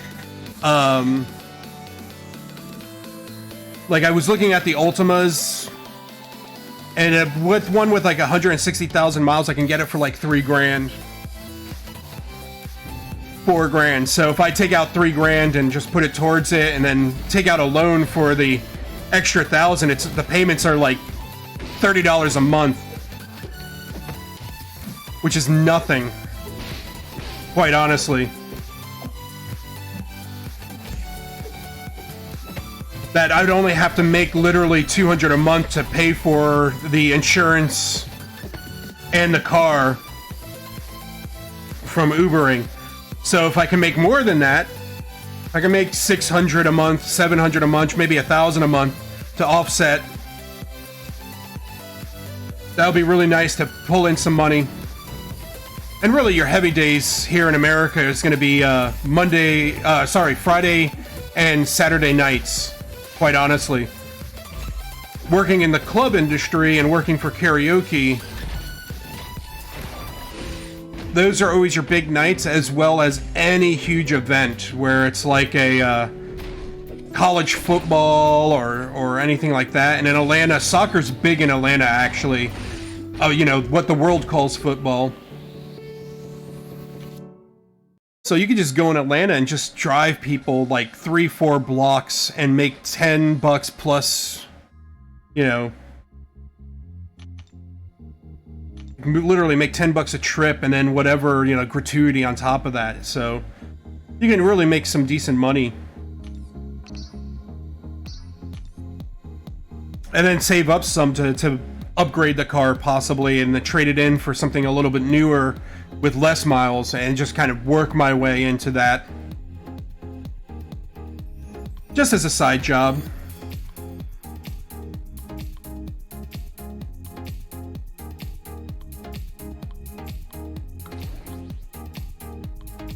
It's the one thing I hate not working.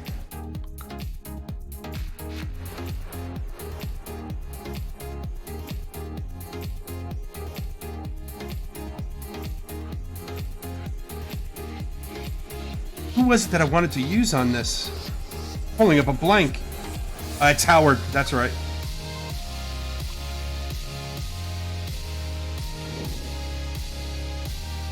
It might be way different in Europe, I don't know.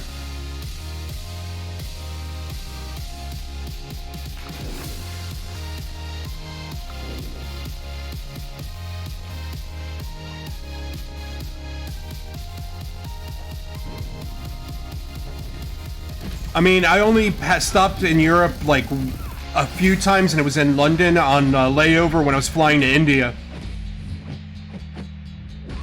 But, you know, been stationed in India a couple times, spent a total of half a year in India, for the most part. And I'll tell you, drinking is a big thing over there, quite honestly. And there's actually a lot of ride sharing. There's a lot of, like, they have their own Uber. Uber works out there as well.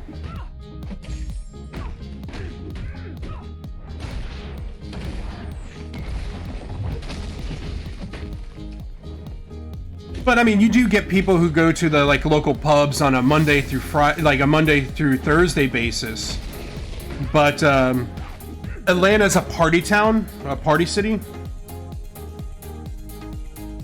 And so it's really Fridays and Saturday nights are their big nights, and then Sunday is recoup day and it's brunches.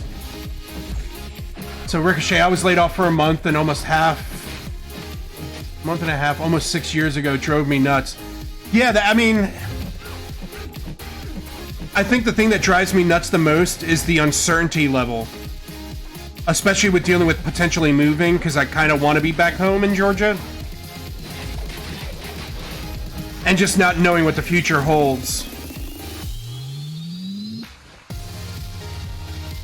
But if anything, I always remain positive. I always try to keep focused. I make plans. I budgeted out everything for the next 6 months to make sure that I'll be pretty much fine for the next 6 months.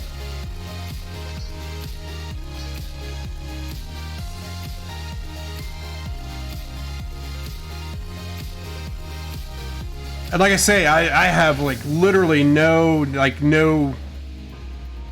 pride that I wouldn't take a lower paying job. Like, I think that's what trips people up the most, is they get laid off at a job and they're beholden to the wage they were working or the salary they had. And luckily for me, I'm not beholden to that. I was making really, really good money, and I'm not a slave to that, and I can definitely work making less. I have in the past. I used to make a lot less. And so it's no big deal for me to go back down, and I don't take it as a hurt to my pride. It's just, you know, I'm a company type guy. I try to always do the best no matter what I do. Oh, so you don't have Uber or Lyft there?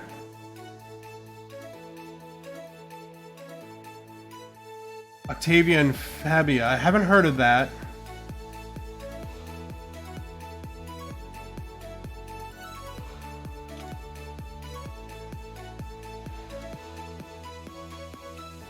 Yeah, so like Uber is just where, so you own your own car and you drive yourself, but if you need to make extra money, you can join a company like Uber and you are your own personal car owner, but you can use your own personal car to drive people like a taxi, you know, especially home from bars, because people get too drunk and the drunk driving laws are so strict here in the US that your big money makers are on nights where people go out drinking, especially. You could also do it to where you could do something called Uber Eats, is where people who are lazy and don't want to go out and pick up their delivery for food, let's say. I wasn't paying attention, I was too much talking. You can go pick up their food at the restaurant and then deliver it to their home, or you could even do groceries and pick up their groceries for them. And you could just make money doing that.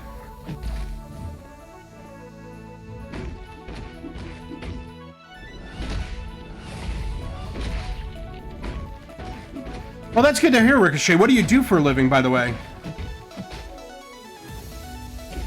If you don't mind me asking.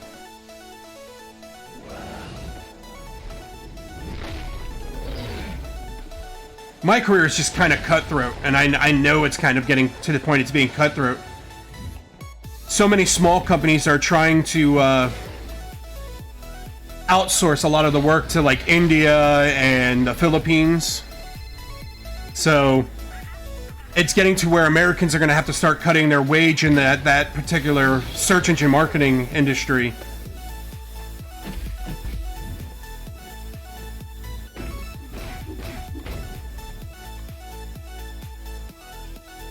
Dude, you know what? I just actually, like, last week I went in to get my eye exam because I've been needing to get eyeglasses, so I'm getting my first pair of eyeglasses. In fact, I got to pick them up on Monday. I just got a text message about them.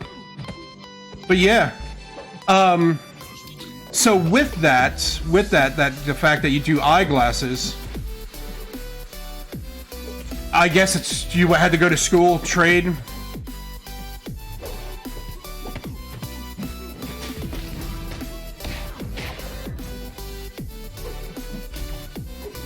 So I went to go and get mine, and after I got the guy that was actually making, you know, going to put in the order and get the glasses shipped in, it seemed like he just had an awesome job. He was a fun guy too. Oh man, really funny.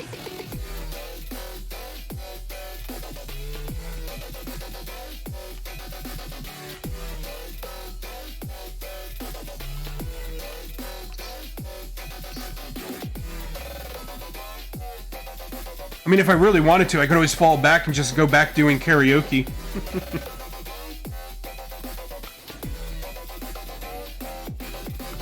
But that kind of gets tiring, quite honestly. I'm using the wrong team.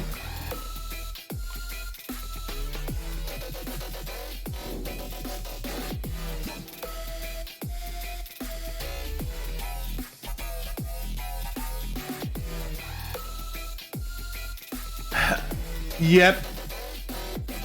It's true, Patrick. It's true that it's not just my area work. It's just that it's becoming more and more common in my area of work that they're wanting to outsource it. HP, I could definitely see that as well. Just due to the fact that Bangalore is like the Silicon Valley of India.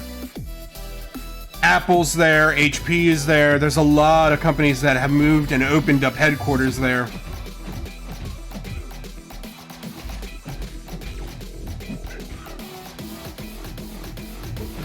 Oh wow, on-the-job training?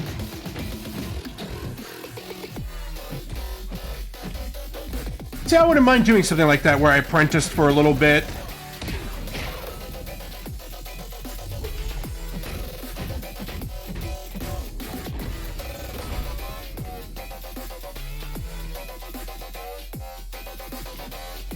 mean, once I move back to Georgia, I'm going to plan on applying to Home Depot and Lowe's out there. Because, like, literally, I got a call the next day after putting in an application with Lowe's for a supervisor position. Just because I have 5 years experience.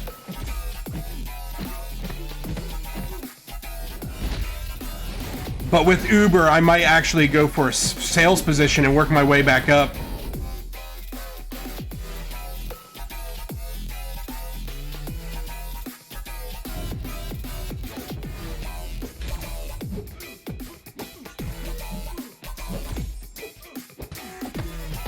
Because this time around, I actually, quite honestly, I actually have college under my belt. When I was working there, I hadn't finished college, and I didn't have my degree. When I worked Home Depot.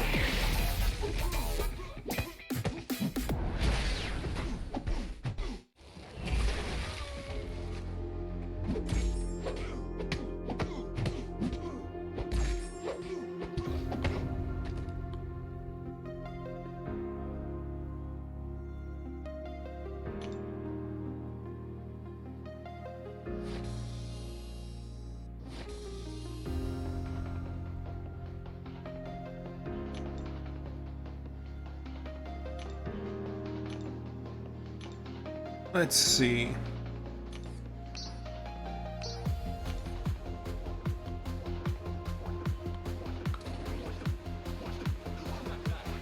It's gonna be that team up.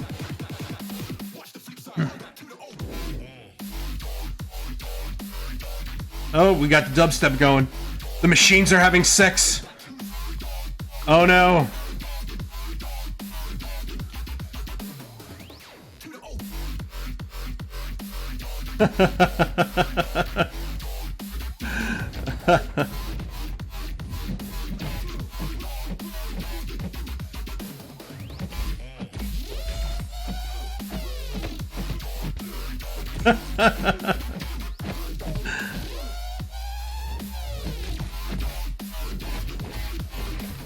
Oh my gosh.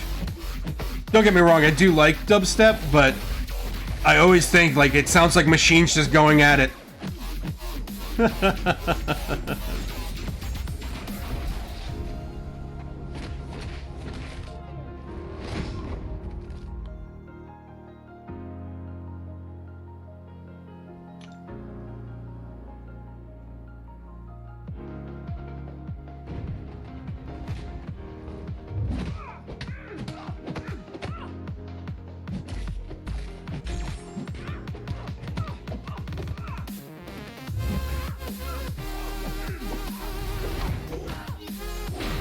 See, I do like it when they go into breaks like this.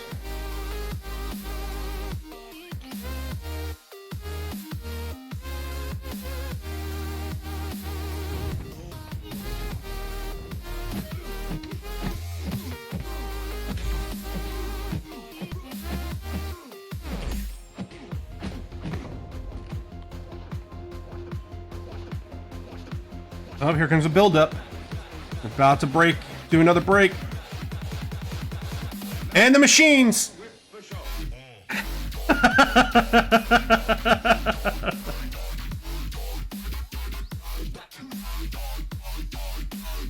It's saying die, die, die.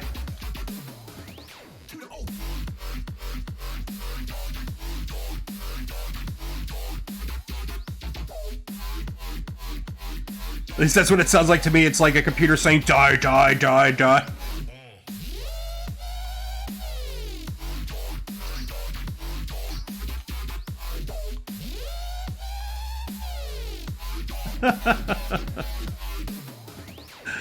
Oh my gosh.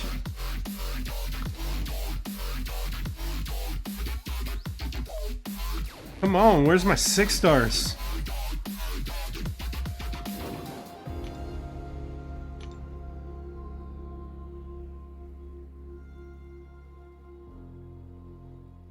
Oh my gosh.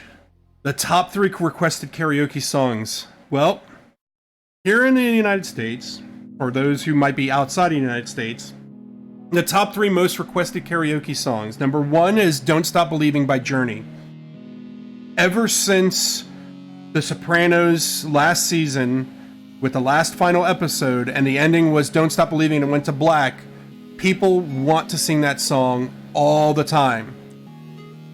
It's still one of my favorite songs, but that's the number one, like, most requested. The second most requested, and it was even before Bohemian Rhapsody came out as a movie, was Bohemian Rhapsody by Queen. It's because the whole bar tends to sing along with the person, whether they're good, bad, or indifferent. So that's like the number 2. The number 3...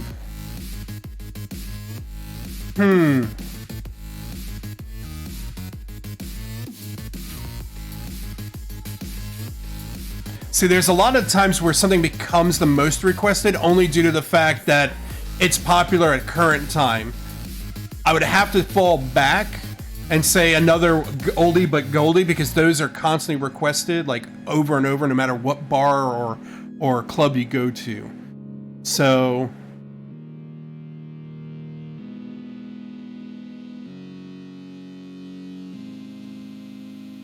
I would probably say the third one is Living on a Prayer by John Bon Jovi. Bon Jovi's Living on a Prayer is definitely up there as well.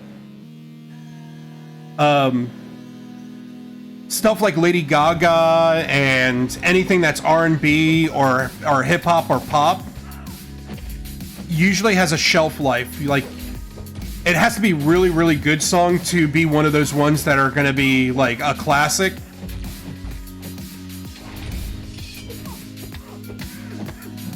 But definitely, like, Bad Romance had its run where, like, after Bad Romance came out for like 5 years, everyone wanted to sing it. You're smashing the help button. Well, you know, I have 139 5 stars that are going to be in that help screen.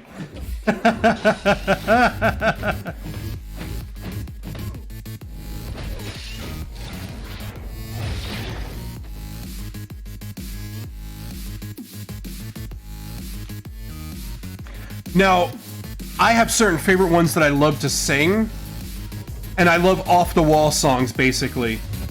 I was a non-traditional type person. Like, I could sing a lot of these songs that were out there. Like, you know, I could sing Journey to the most part. My voice probably couldn't hold it right now. I would have to, like, get back into really doing a lot of cardio, which I plan to do again once I move back to Georgia and do a lot more of the mountain climbing and stuff like that and hiking. Get my cardio back up there, because that helps you control your air and breathing for singing.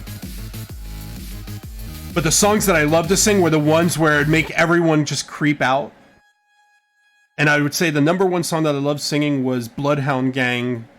A lap dance is so much better when a stripper's crying. Just because everyone would be floored by the words.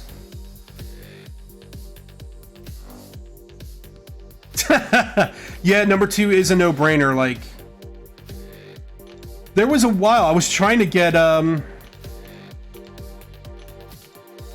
what's that song? Under Pressure by Queen and David Bowie popular.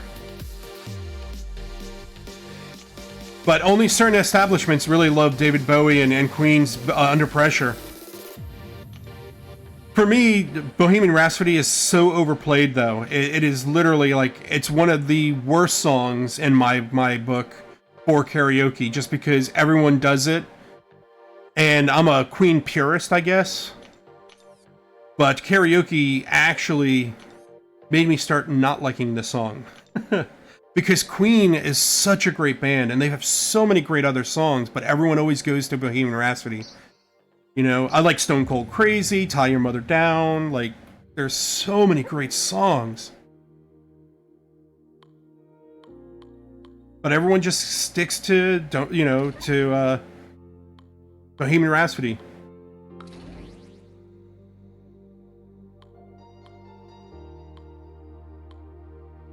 This is a little slow for me. This meditation. Yeah, Under Pressure is a phenomenal song. Like, I used to sing that when I wasn't even a jockey yet, and I was just a singer. at karaoke bars and stuff like that. There's me and this one gentleman, and he would take the highs and sing Freddie Mercury, and I would do David Bowie, which David Bowie could sing high, but a lot of the times he sang a lot lower, almost on the lower end of tenor.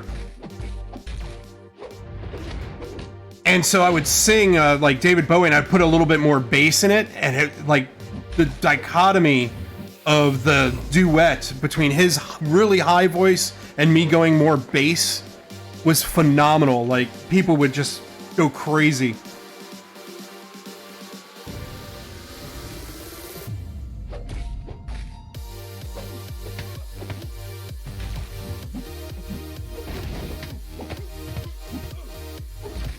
But if you're in a college area, the songs can range too. Like, that's when you start getting F Her Gently by Tenacious D. That's a pretty popular song. And that one will stand the test of times just because it's funny and it'll get people to laugh.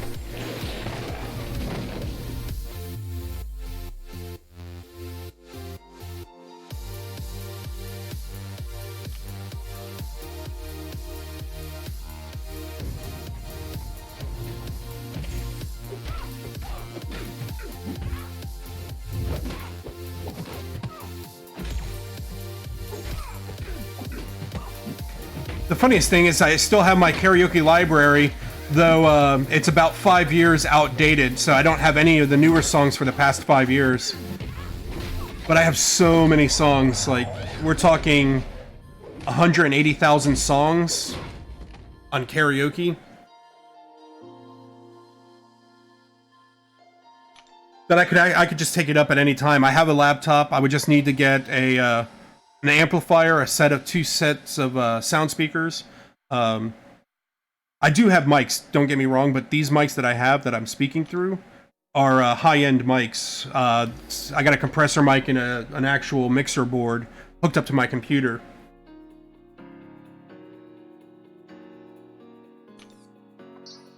But I definitely wouldn't want to bring these on karaoke, because these are really like $200 microphones to like $300 microphones. And the way people treat them, like, you'll get beer knocked on them and people will drop them. You want to go with like $100 or $75 to $100 cheap mic, because they're not going to get respected. Dude, 4 chords Axis of Awesome is amazing. Oh my god, if they actually put that on karaoke, that's what I would love to sing. Oh my gosh.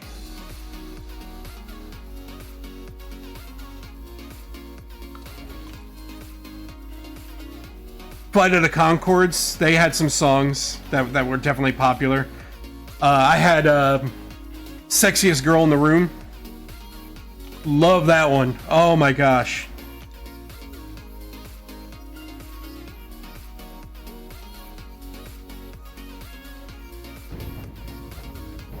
Forget the name of the band, but working in Midtown of Atlanta has a high population of LGBTQ plus,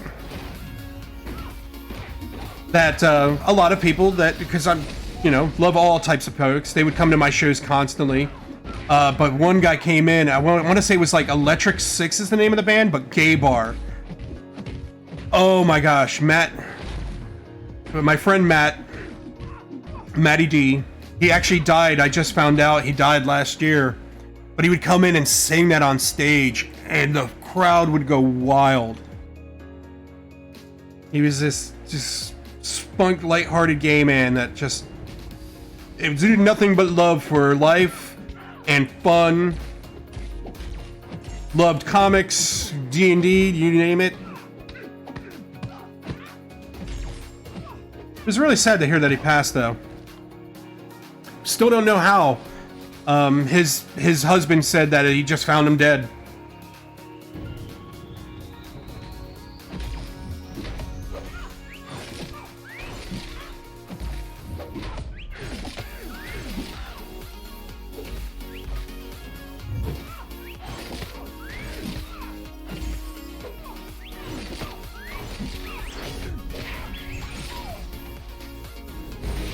Oh, wrong way, wrong way. It's funny when you're like, no, no, no, no, I meant to go the other way.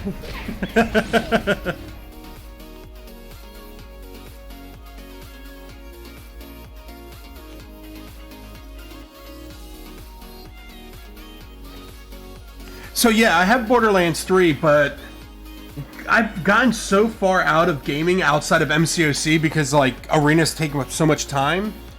But Borderlands 3 is my current one that I play. Most of it's all going to be retro gaming, nothing really new. But I plan on changing that, especially moving forward, because now I have the streaming deck that I'm going to play some of the newer games sometimes. Like a lot of the older games, like I love Borderlands, Borderlands 2, Borderlands the pre-sequel. I definitely, you know, I'm loving Borderlands 3, but I don't like shooting games normally, quite honestly.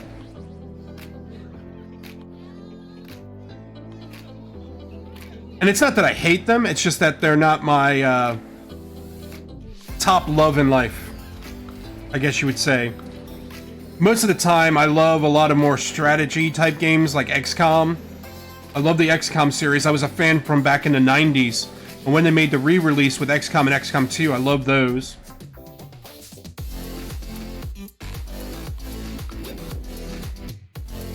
But I plan to get more into some of the shooting games.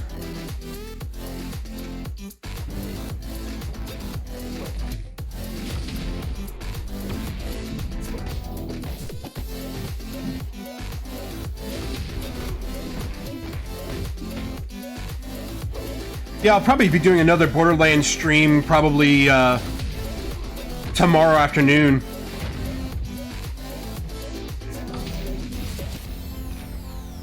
I finally cleared the casino with one of my characters. With the handsome jackpot casino. But I need to take back up the Siren that I have and get her up a few levels.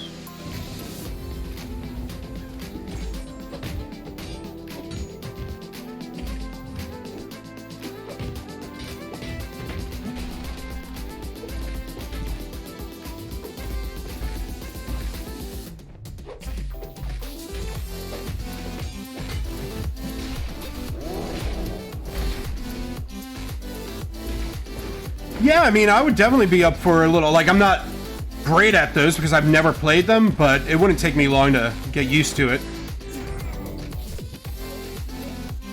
You know, Call of Duty or Battlefield. Yeah. Not a problem, Ricochet. Thank you for stopping by. Definitely go around. I'm just figured I'm going to be doing Arena and just might as well just stream it while I'm doing it. Keeps me from sitting on just my couch doing it. You have a great rest of the day.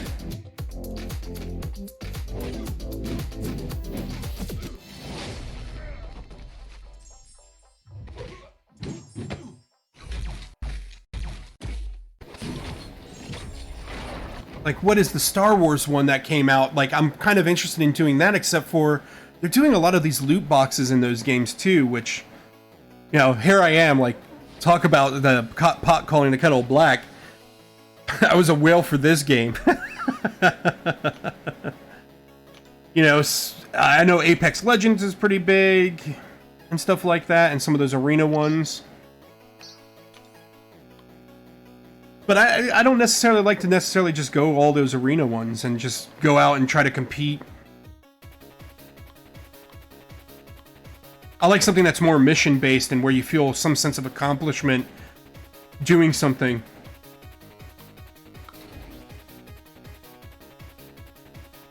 I'm wondering where this song's going.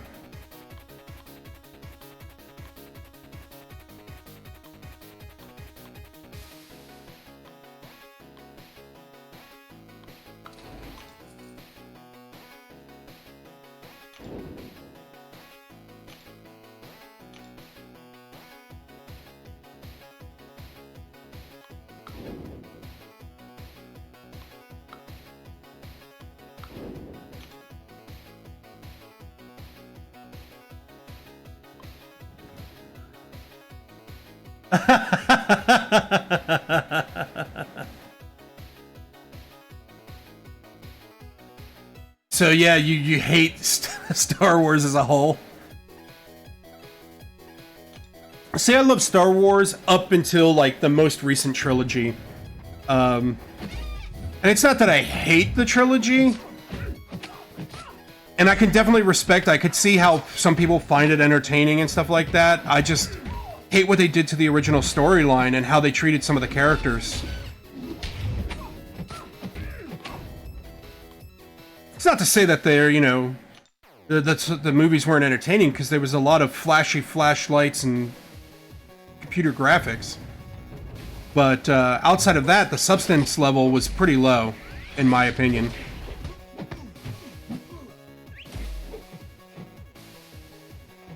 Definitely, you could turn off your brain and watch it, but that's about it. But I definitely like to sit more towards the sci-fi side or fantasy.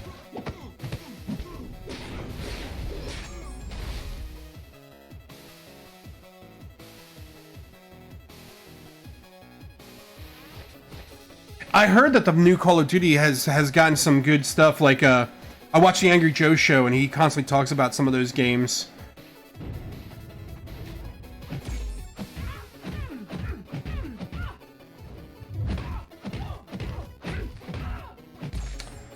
I'll have to look. I actually have to download Steam on this one.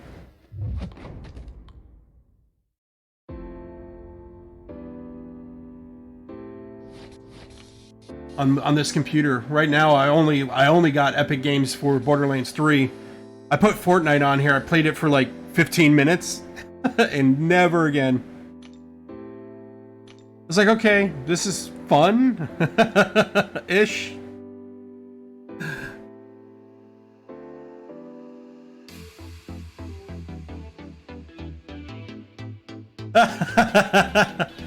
Dude, like, there's no such thing as being a hater. It's just stuff's not your bag of tea, you know? Your bag of chips. I can't tell you how many movies a lot of people love and I don't like. It's one thing I haven't been doing in the past, like, almost month now. I haven't gone to a lot of movies only due to the fact of the job loss. I actually need to go and see a couple films.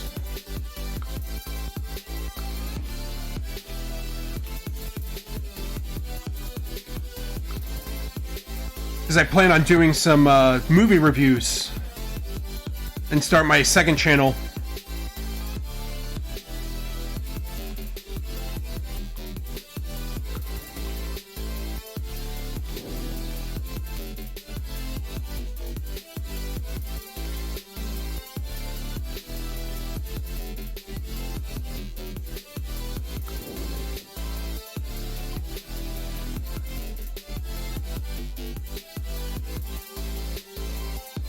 I mean, there's a lot of different films that I love to go see. And films that a lot of people, some people don't like because they're just boring. And, you know, then there's movies that I hope are good and they're just absolutely boring to me, but some people love them.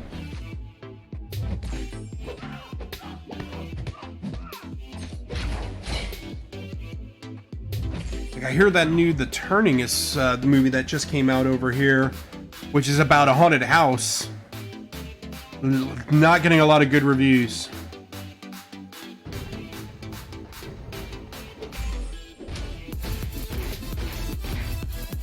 People are saying it's just too slow and the buildup is pointless.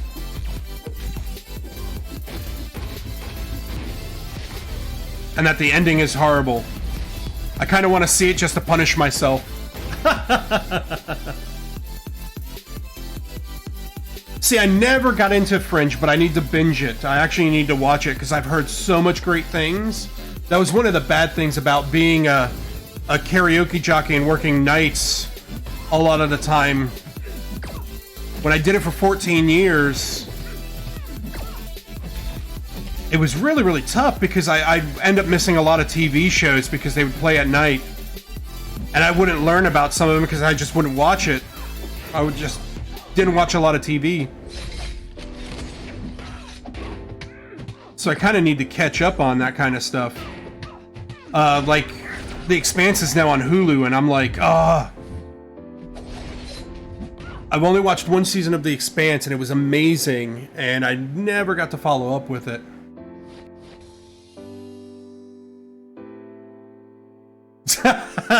See, horror films are, like, my big love. But yep, you gotta watch out, because, yeah, if the wife gets so afraid, you know,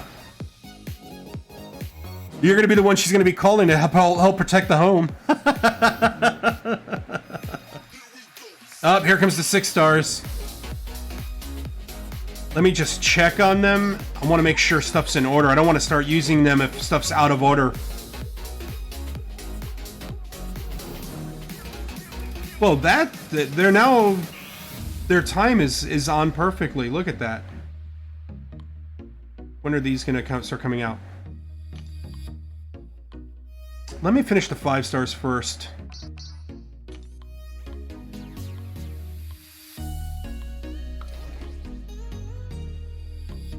Because the 5 stars are a little bit more important at this point in time in the game, because I want these to come out of Revive by about 9-10 o'clock.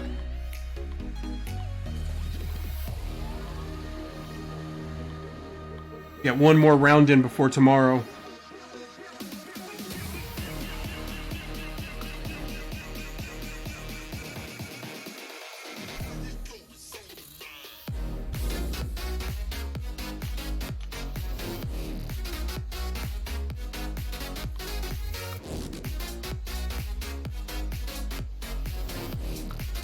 Let's try this.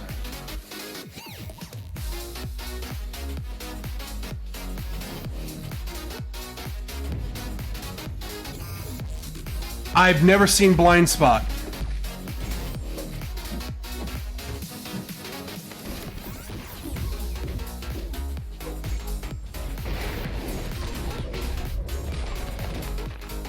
I'll definitely look up Blind Spot.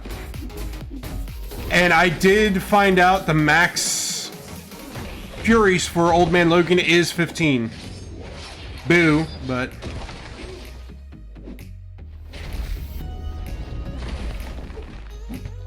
Boom, see, there he is, max 15. It's right underneath his all specials.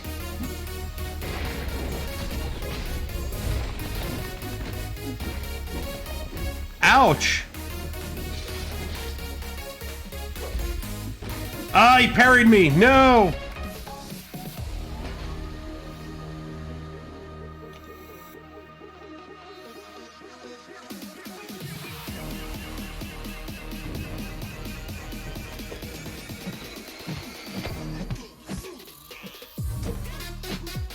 The one thing that's coming out currently that I'm kind of interested in is called The Outsider.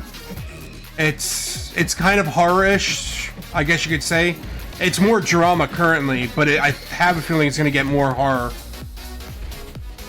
Because it's based off of a Stephen King novel.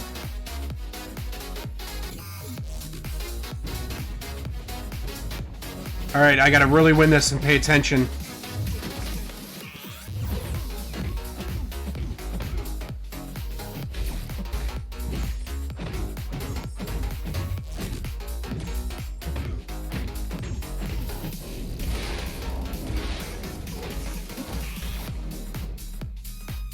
Oh! As soon as I dashed forward, I saw he went into that. The whole background got dark, and I'm like, oh, he's gonna shoot his SP1.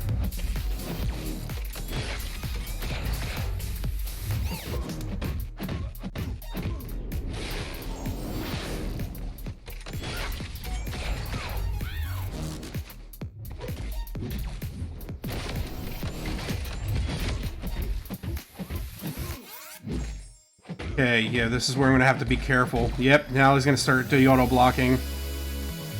Back out, back out, back out.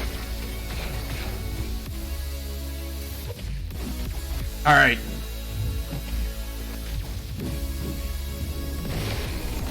There we go.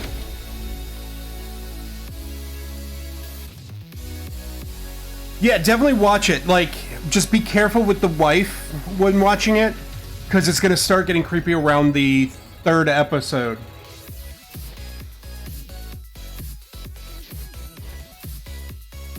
but it's more of a mystery at first.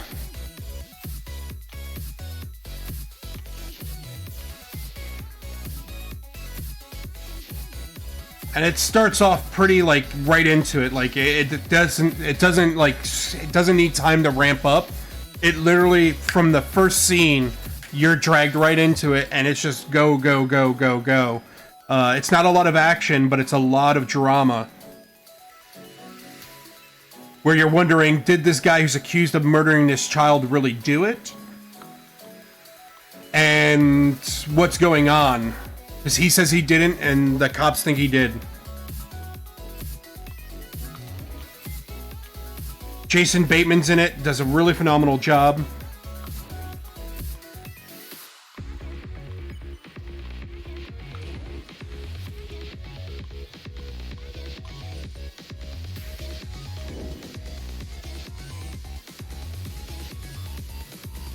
Bands of Brothers, Fringe. I've never heard of Peaky Blinders. I have heard of Altered Carbon.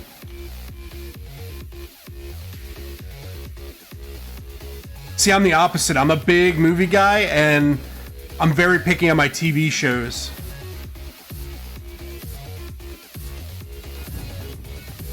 The one TV show that I can't wait to come back, though I'm kind of a little skeptical, is Westworld.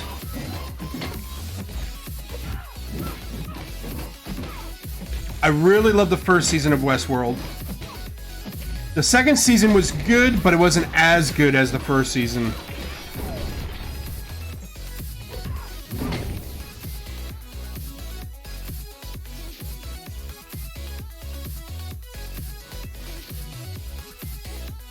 It's different than Homeland-esque.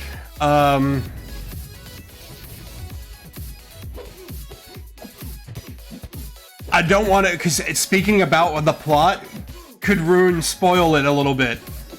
So it's like really tough, but it's not Homeland-esque.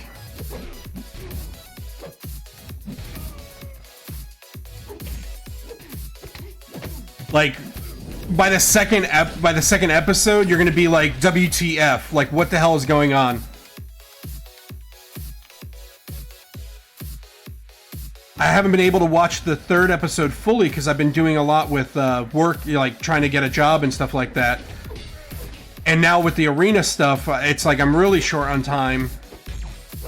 But I need, like, the third episode, I want to sit down and really, really pay attention and watch it because there's a lot of stuff going on. And there's a lot of scenes and new characters they're bringing in.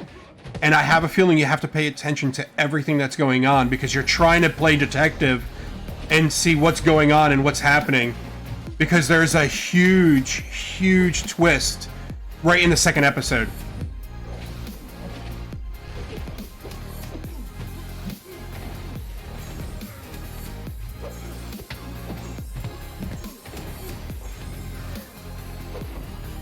But I don't know if they're going to go more supernatural, and that's where I'm kind of worried. I'm afraid they're going to go in the supernatural kind of almost horror, or if they're going to be more the suspense and it's going to be realistic horror, like more suspense and thriller, kind of like you're chasing down Hannibal Lecter.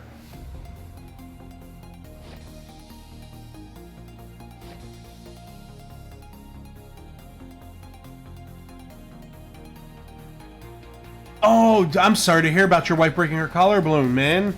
Dude, that sucks. But, dude, the second season is still, like, it's phenomenal. It's not as great as the first season. The first season was, like, masterpiece. But the second season, like,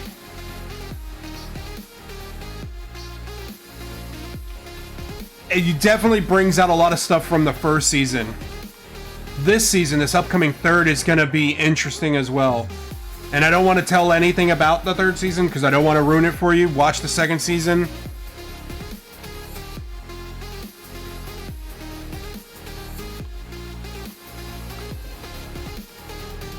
A lot of people complain about the second season, though, just because of the content of it.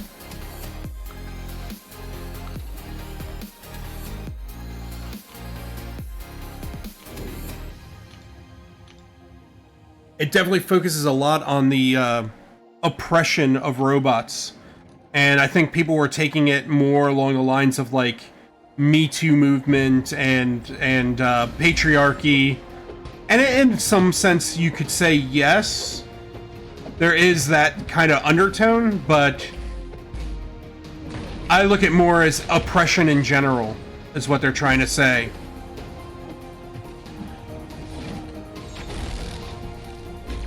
Because that's really what the first season, it's like these robots are really, really oppressed.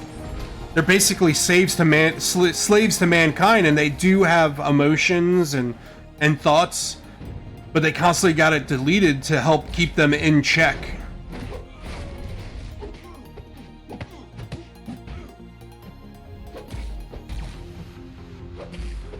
Just such a wild concept. I actually went and watched the 1970s movie version of it, which it was good, but I love the more in-depth Westworld with the TV series format, just because you get to explore a lot more of the universe and the world that was developed from that or from that movie.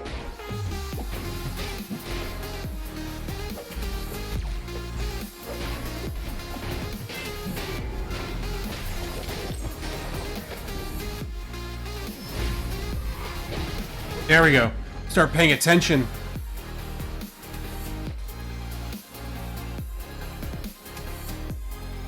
It was such a boom because nearly none knew what it was gonna be about. It was so different idealistically, and it just blew everyone's mind. See, the first season, I was talking to my mom about it and giving her my theories, and I turned out to be a right on a lot of stuff. Like 90% of the stuff that was going on. I just love the way they formatted it, so you had to constantly guess of what was going on. A lot of The Witcher is doing that, in fact, with the way that they're playing with time. But the problem with The Witcher is it's the same characters and they don't age a lot between some of the characters in it. So it's really, really hard to determine what standpoint you're in. But with Westworld, you have different actors playing the same character but in different time periods, which made it really hard for people to even make those connections.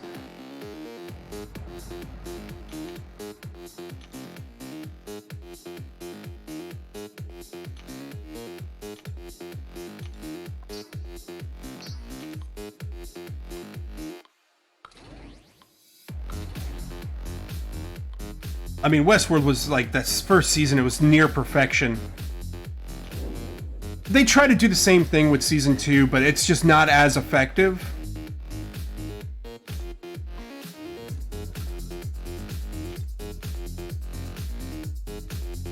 Season 2 is more about what goes on afterwards,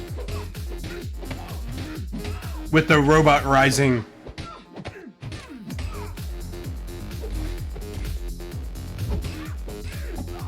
Though the second season does give a big bomb that I guessed in the first season. And my mom's like, how'd you know that? And I'm like, I just gut instinct, Mom.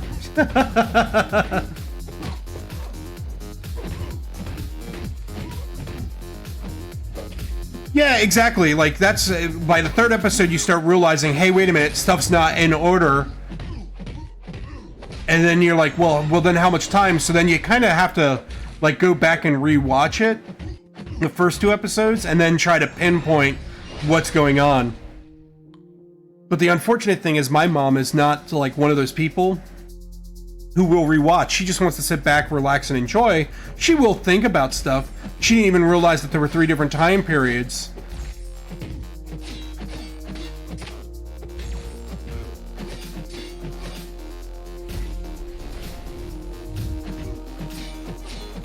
And it really turned her off to the whole TV, like the whole series in and of itself for Witcher. And I was like, well, Mom, she did like Westworld, but Westworld, there's a lot of visual cues to let you know that it's in different time periods.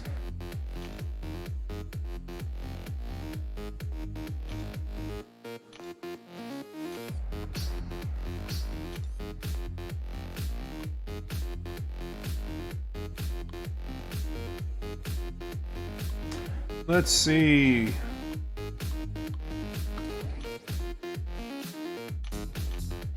Yes.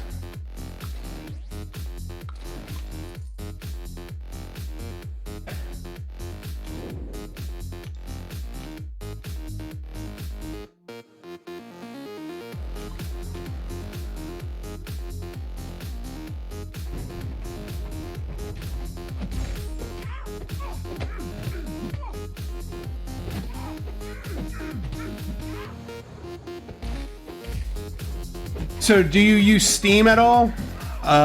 Or do you just use PC like the standard game by itself? Or do you do a lot with Epic Games?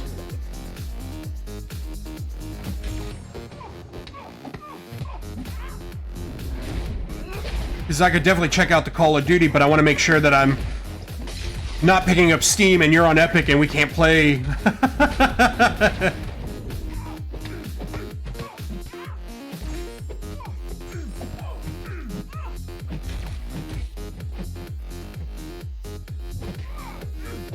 Yep.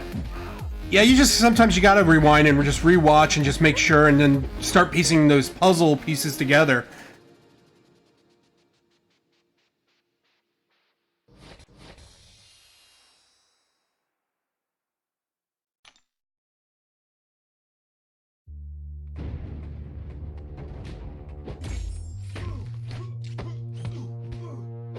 Alrighty, come on, come on, come on, come on, come on, come on.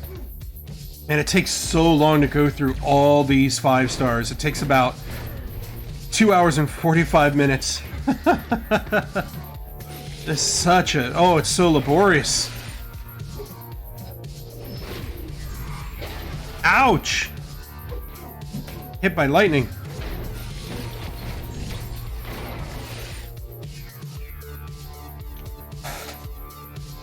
You know what? I might actually put my desk into the stand position and stand up.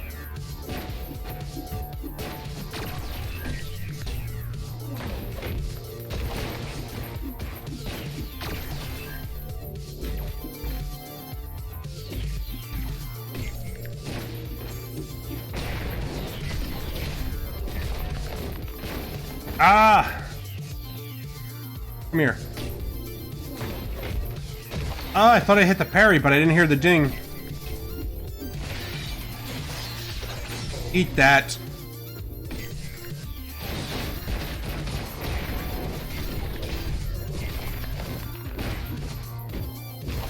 Come on, I want to just down you. There you go.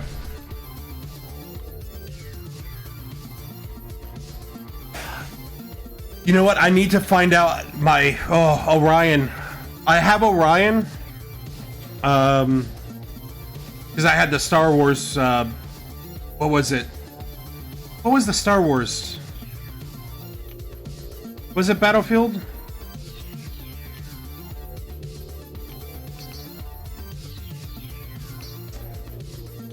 But when I logged into it, I just didn't know. But I do have Orion, so I'll just have to just download Battlefield for it.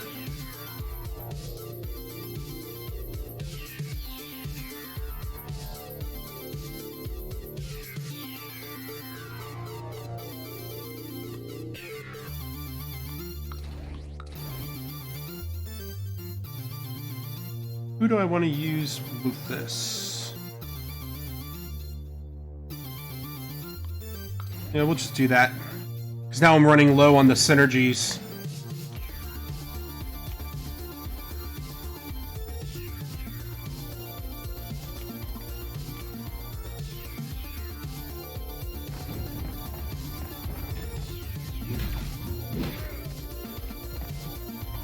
Okay, well, no, Call of Duty, that's fine. But what do you play Call of Duty on usually? Just straight PC? Do you do Steam? Do you do Epic Games?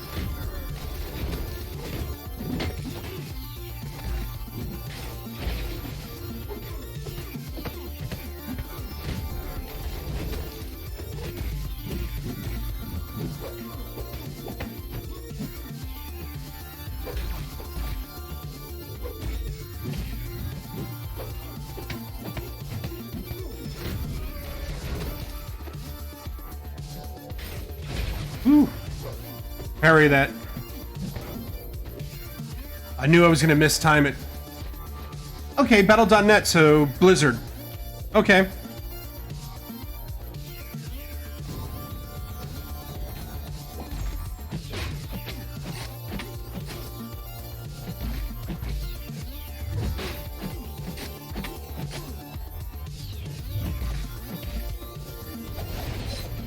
Oh, come on, come on, come on.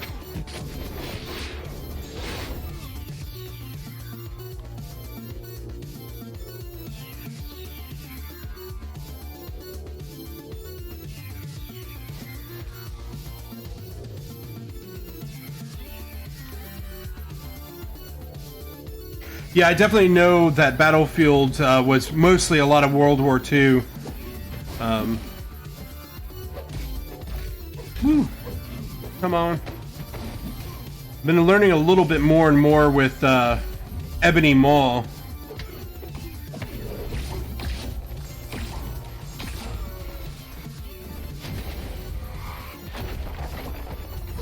There we go. Yep, mission complete.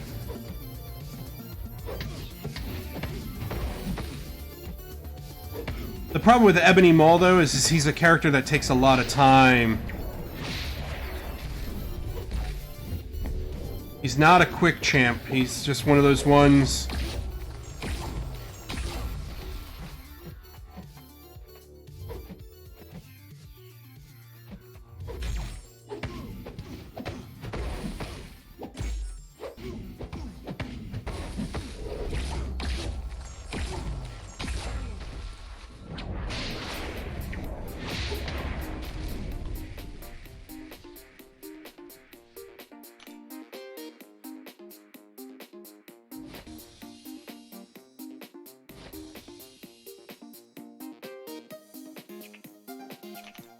Come on.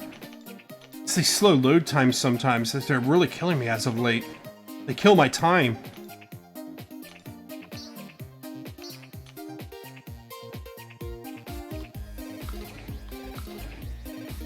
Yeah, I didn't think...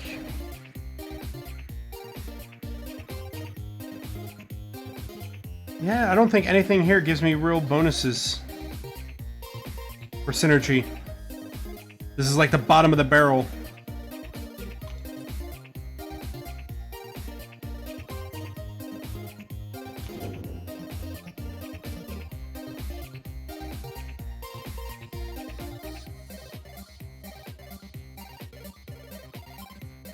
Yeah, I mean,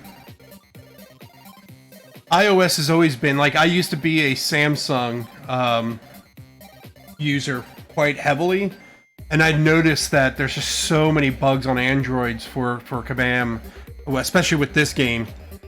Like, that's why I broke down and got the iPhone X to begin with, was just so that I can get better times and everything, just because the loading was horrible. But now I'm on an iPhone X, and it's just getting slower and slower and slower. And there's nothing on here. It's not like there's stuff downloading in the background. It's completely, like, void of most programs and most apps.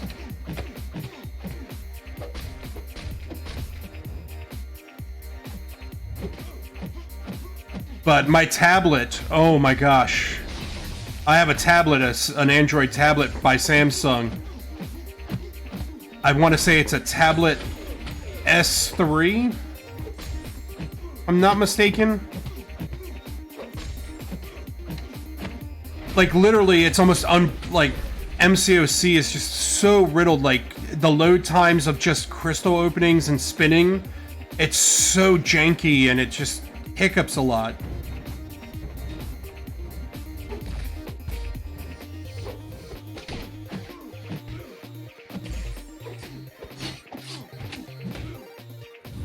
Just wish Google would work on their Android operating system a little bit. Make it to where it performs on a level that makes it a little bit more viable for companies like Kabam to be able to easily code with.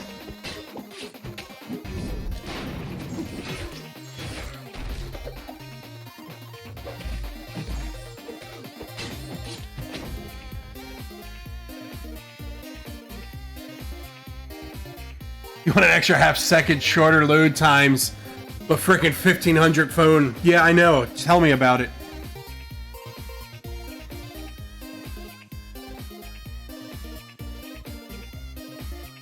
In fact, I'm about to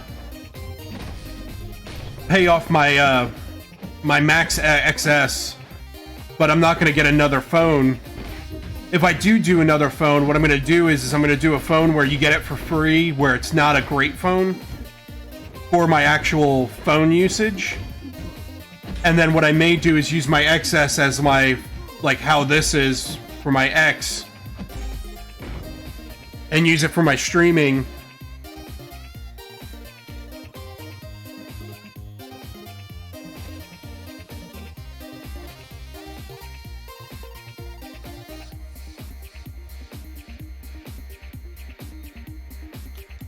But the iPhone 11, I'm just like, nope, I'm not going to spend $1,500 for a phone. It's just not going to happen.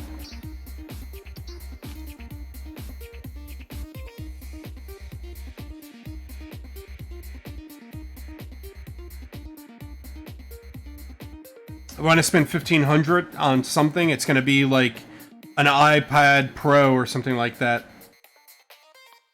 I'd rather do that. And then I would hook up the iPad Pro and just play the game that way.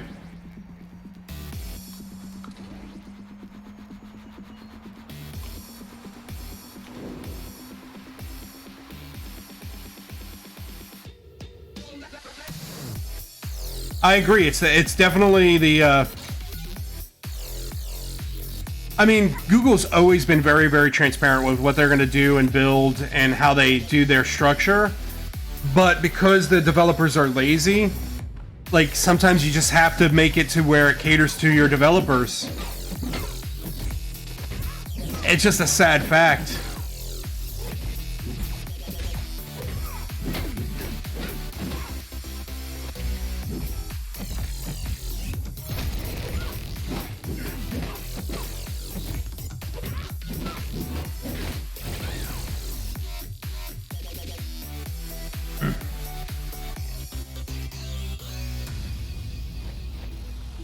Well, actually, I got to do my 6 stars, but yeah, as soon as I'm done with my 6 stars.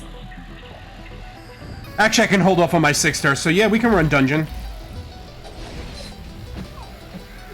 Because the 6 stars take 12 hours anyway, and there's nothing tomorrow afternoon, so I'm not going to have to use them for Arena again until Monday. So yeah, we can run arenas right after this.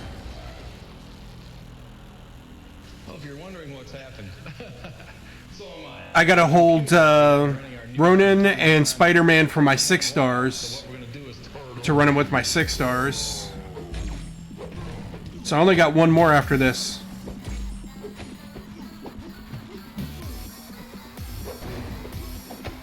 What I do like about dungeons is they're not... your champs aren't locked up.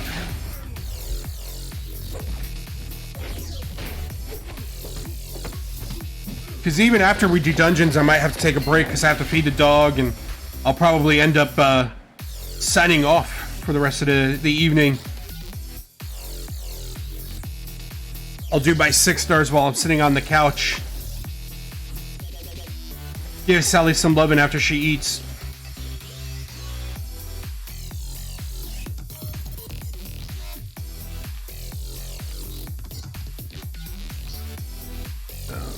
Gonna be these two, and let's see, we'll do Doom.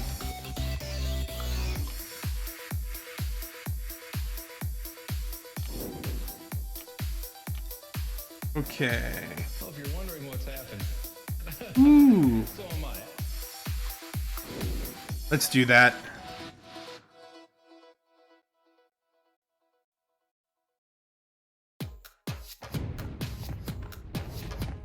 Oh no, I mean, we could run dungeons. It's gonna be right after this match. It's gonna be 3 minutes. We could do dungeons. Unless you can smoke in 3 minutes.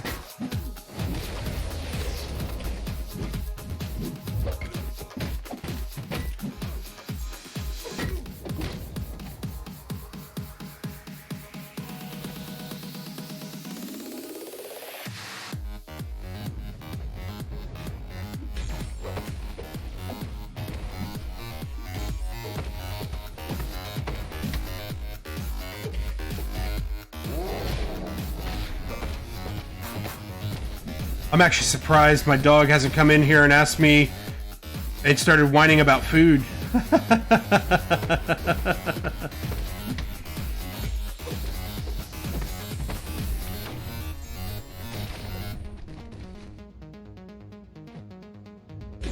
There we go.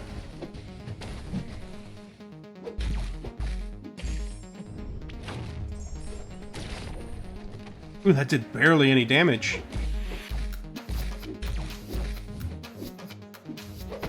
Okay, there we go. Rolks down.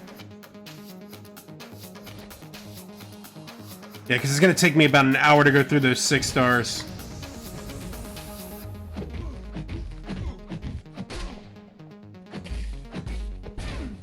I gotta move in AW. Ah!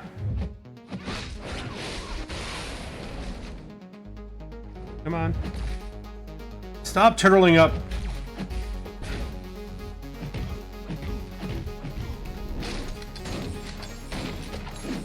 There we go.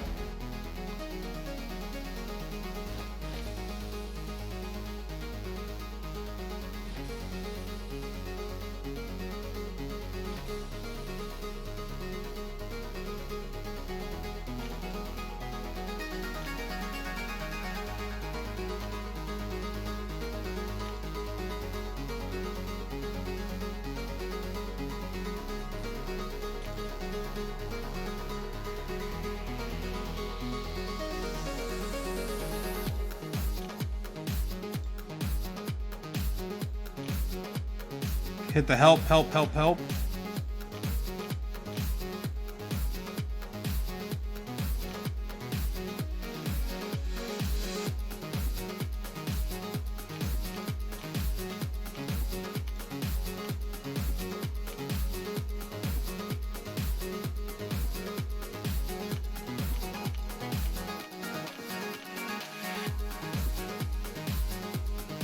All right.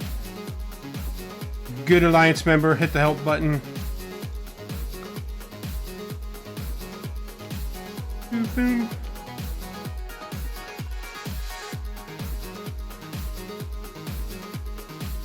It's a skill cosmic. Do you want Mystic? You want to do the cosmic and I take the skill?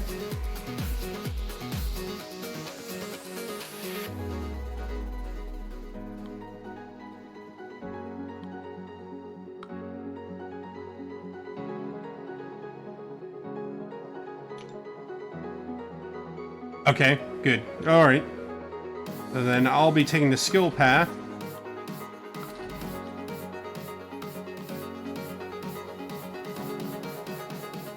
Well, let's do Havoc.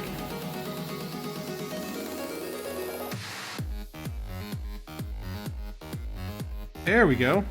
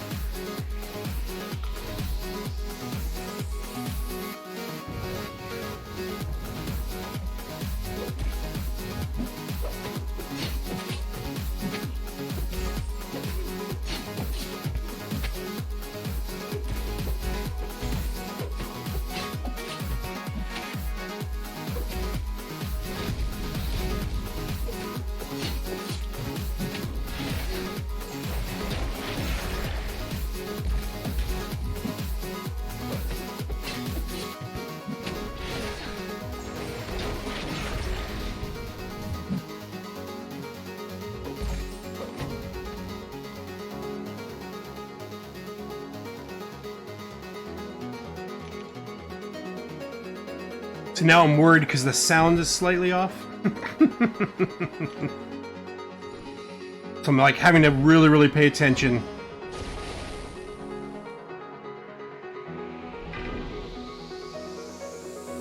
Yep. Let's do this. I think this will work out great.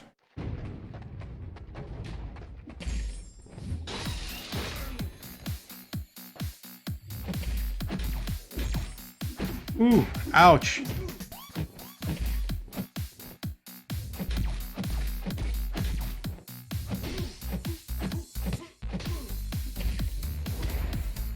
Come on, launch your special one. Launch your special one. There you go. That's what we wanted.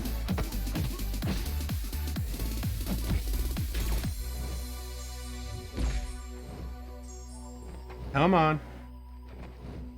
Ah.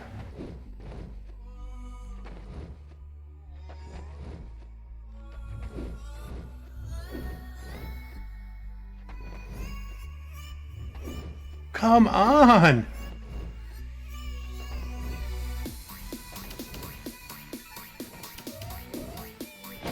Finally.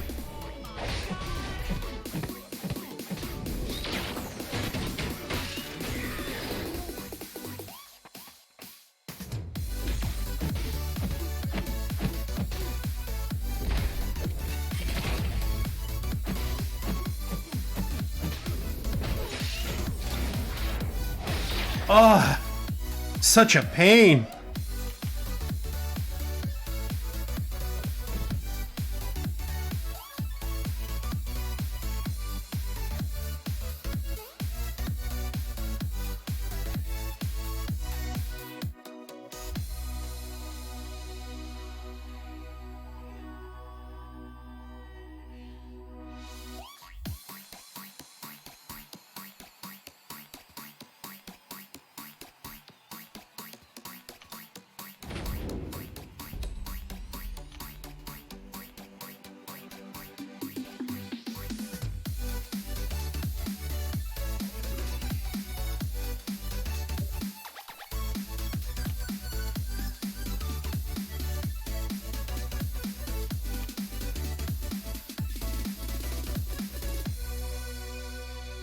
Ooh, I'm thinking one.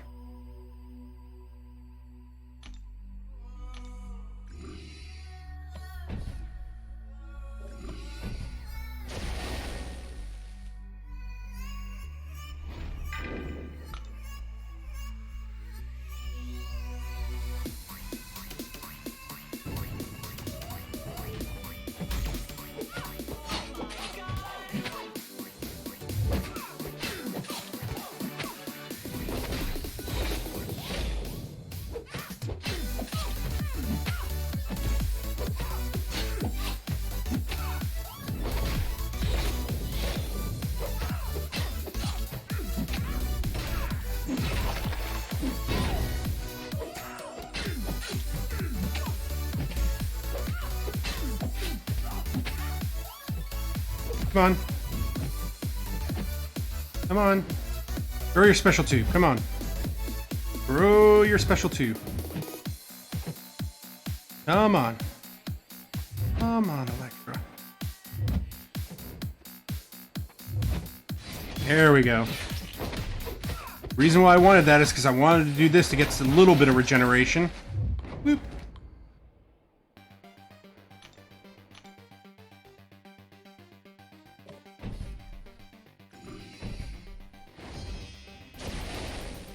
Alright, I'm thinking Havoc for this fight.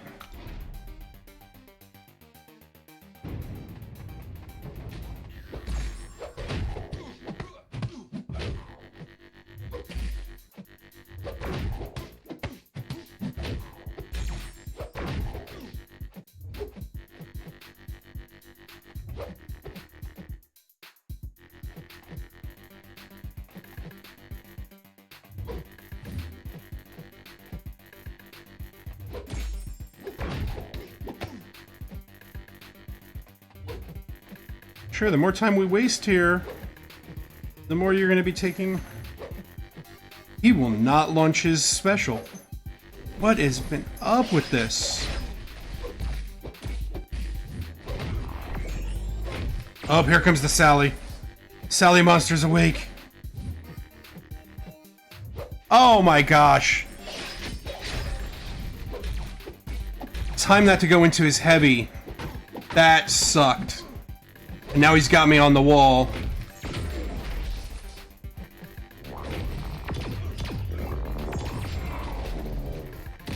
What?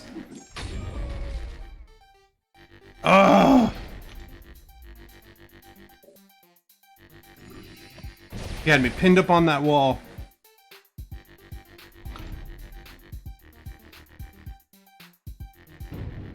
I keep doing that. He goes into the heavy and I go in to hit an attack and he hits a special. Like, freaking pisses me off. I know you're hungry. Yes, I know you're hungry.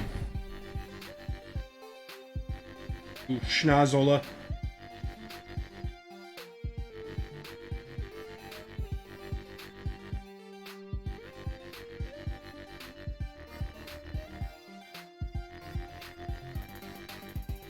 What, you schnozola?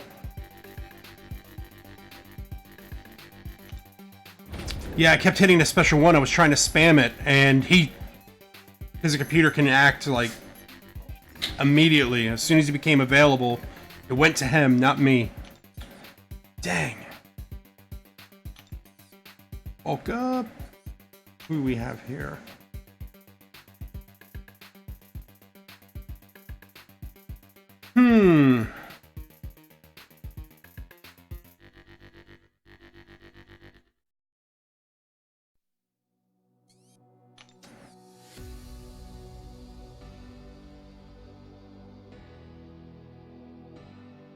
I don't like that aggression one because I'm gonna have to play around to try to bait his special ones.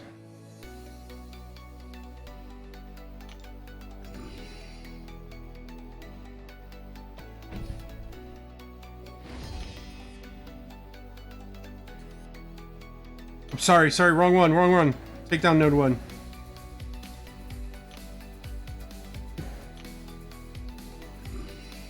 Alright, I'll go for 3.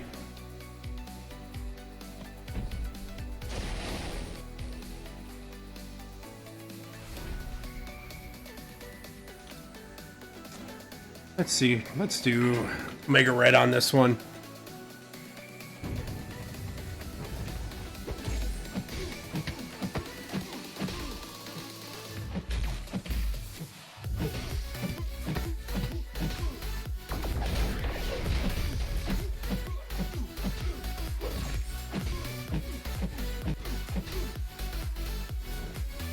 So now you're gonna turtle up, huh?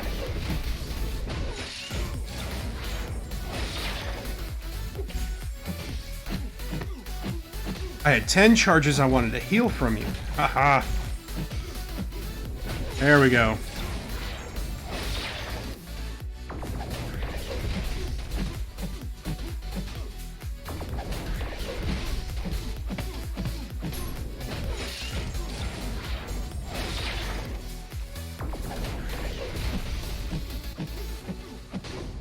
Use him for the heal up.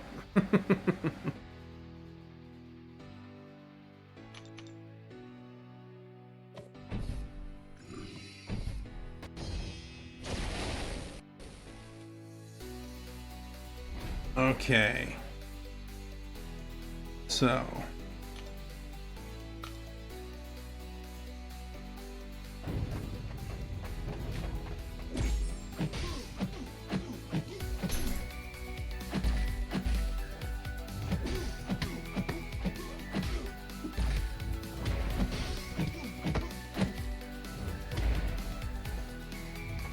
Come on, there we go, there we go, there we go, there we go.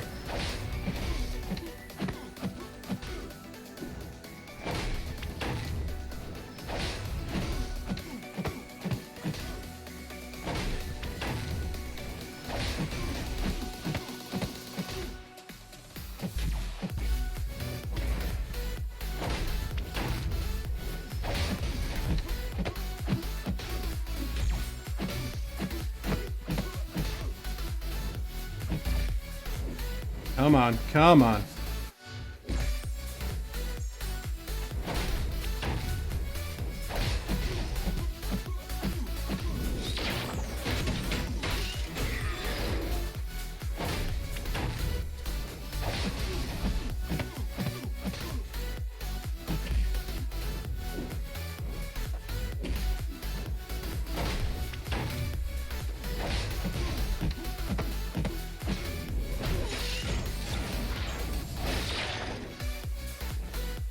Oh, come on.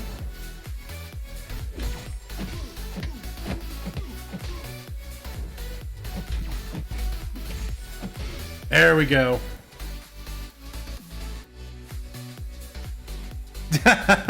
Yeah, I hadn't even said regeneration, like the aggression path, and I was like...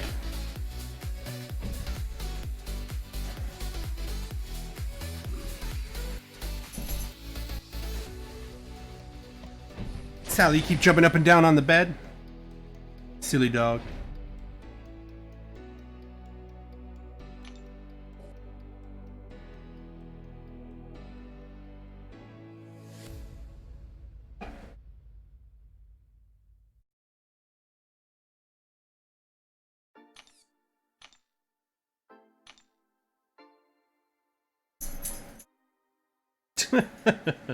She's getting impatient.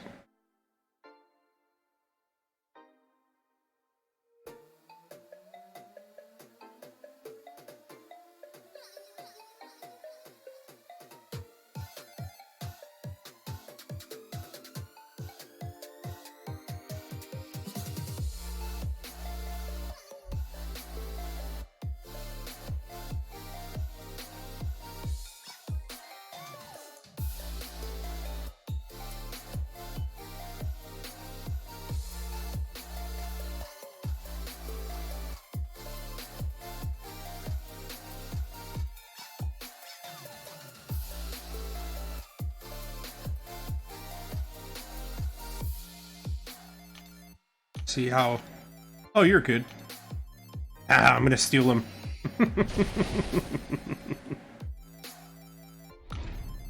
I want health.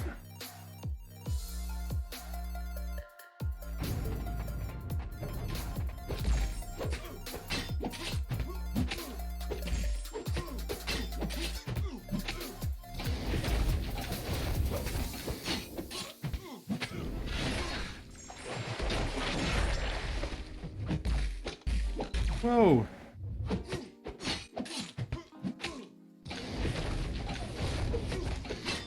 Here we go.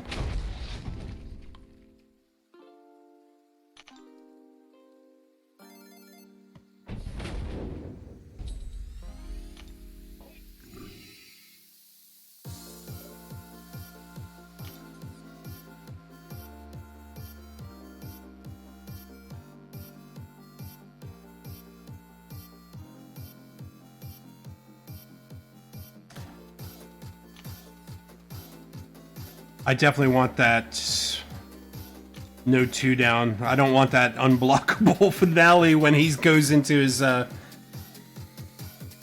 endure pain.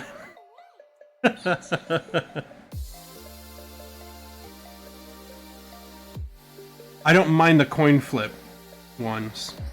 Come on.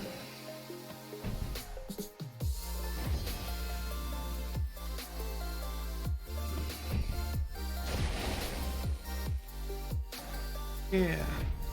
Alright. Besides, Omega Red with the bleed. Should he happen to get a bleed off on me?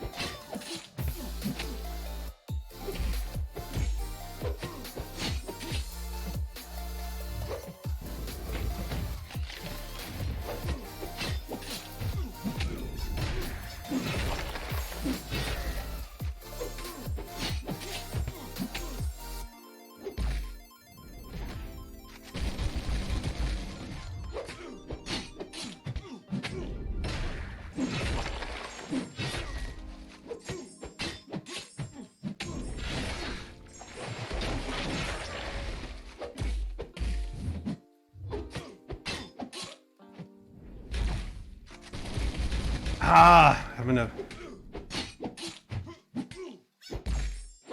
Just a consistent having to block through those special twos.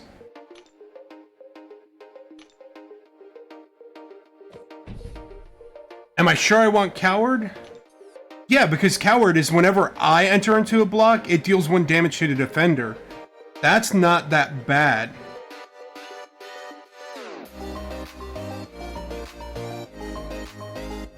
Oh, wait a minute. It's all the attacker's attacks are unblockable.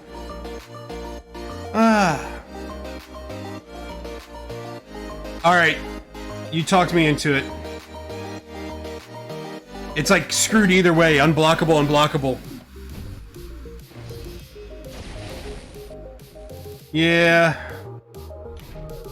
The last 25%, I would just have to... I don't really have a power control. So yeah, take down node 1.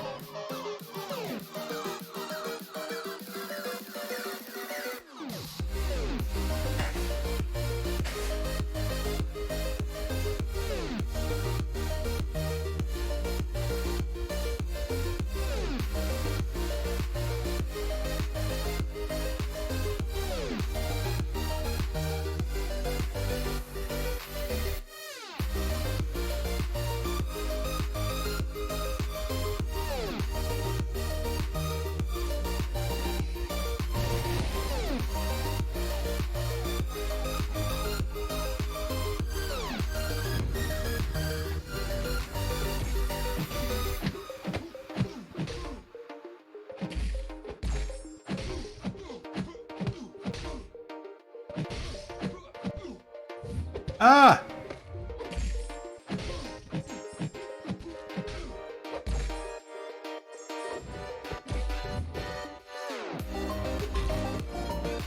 Come on, Punisher. Come on.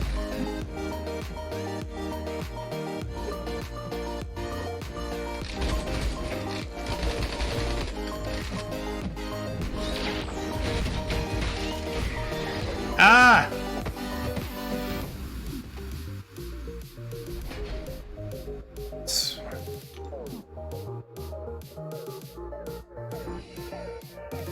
That was completely my goofball.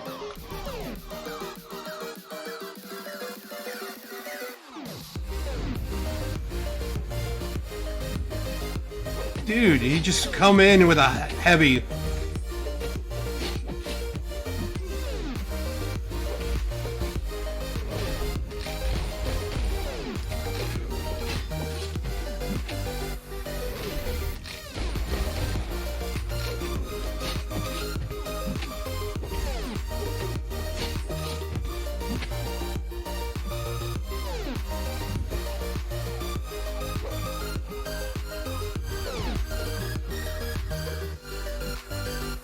Come on, man, like...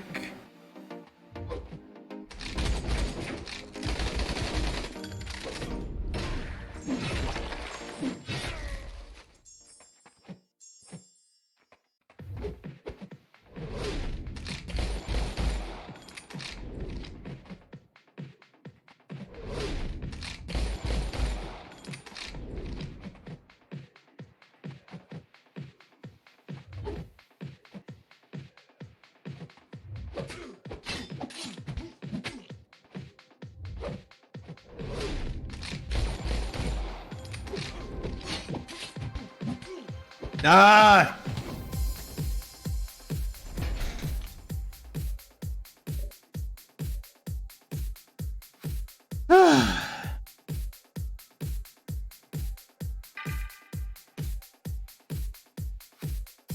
I do have a revive.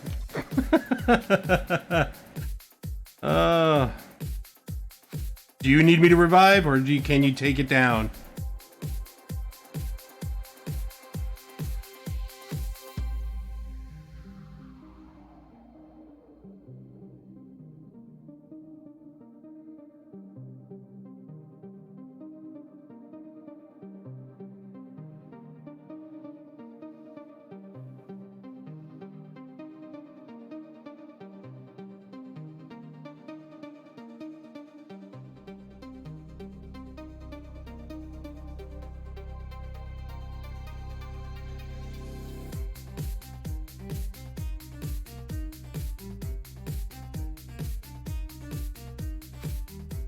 It was just one of those nodes where, like, either way had unblockables, and it was just gonna be... The whole baiting thing was, like, pissing me off.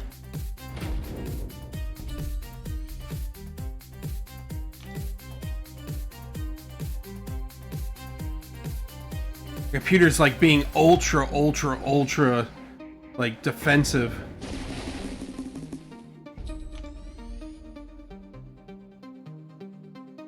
Do you want to do, like, just a quick, like, 1 of 7?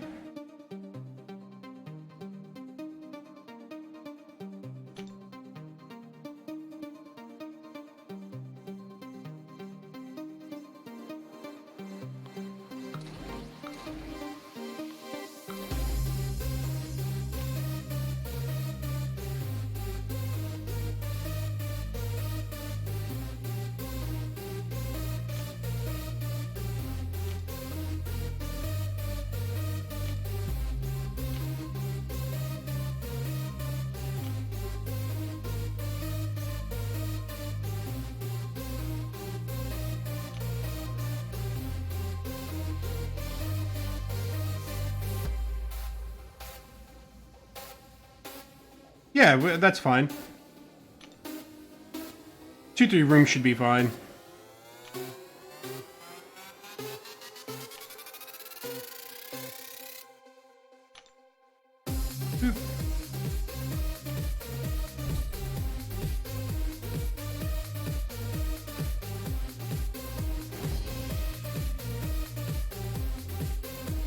We'll also get the friendship bonus.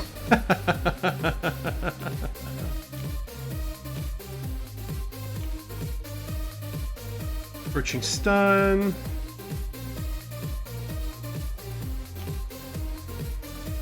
Oh, well, that's a no-brainer. Yeah, that node 4 is a piece of cake.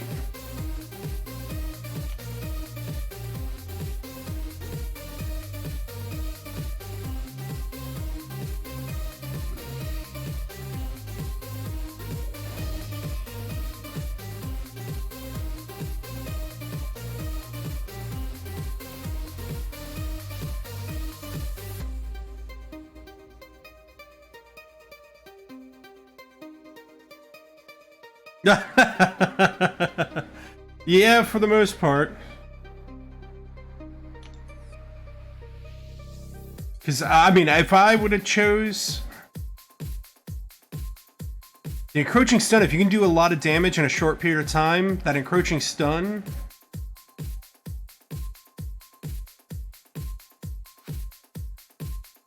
might be the better of the two, because you're going to definitely get the Bane as well to help bring her down.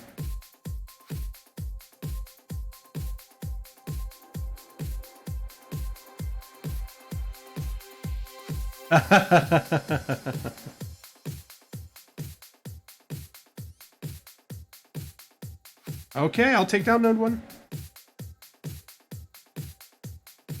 Ooh, come on. Move. Move. Let's see. I wanted to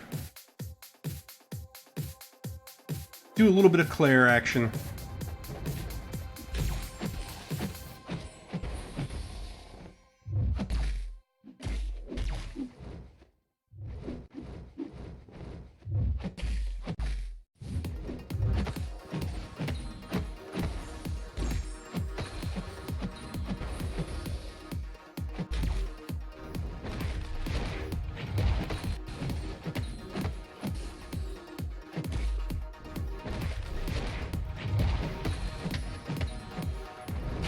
Oh, he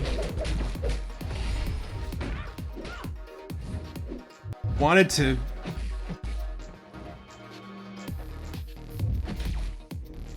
block to my special 2.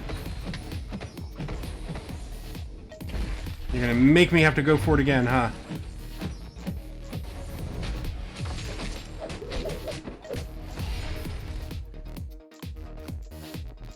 I think that was me, though, because I was a little slow hitting the special.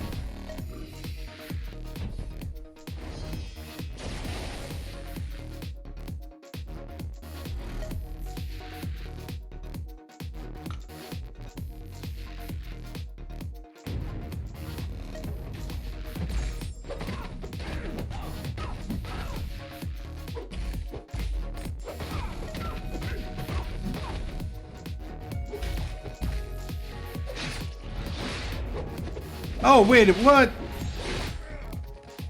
She backed out.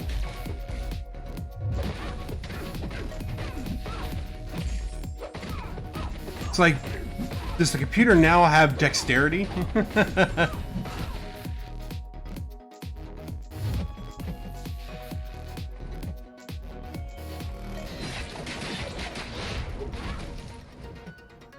Come on. Sit down.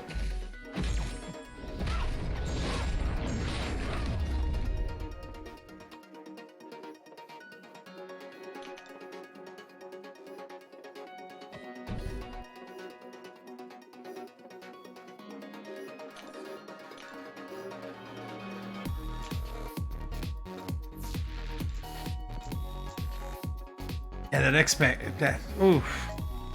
aspect of nightmare though. You're gonna lose 50, so you need time.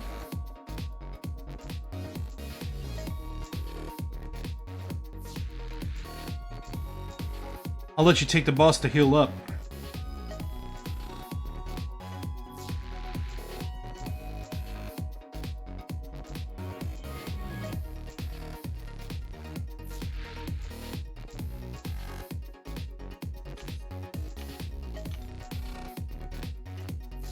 Go ahead and take the boss so you can heal up.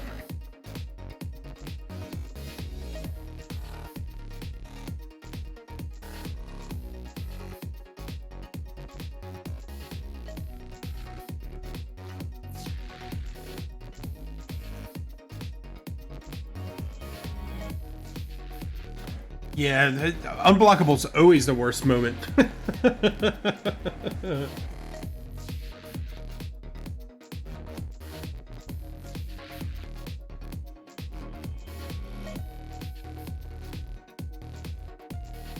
The worst part is she gets the evades too, so you could be knocking into her and then she'll evade like your third or fourth string. And then she'll go right into attacking and it's like, whoa, whoa, whoa, whoa.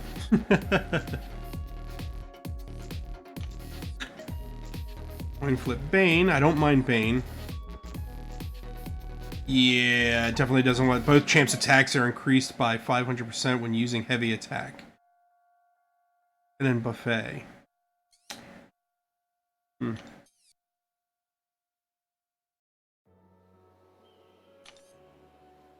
Yeah, let's just take down 4.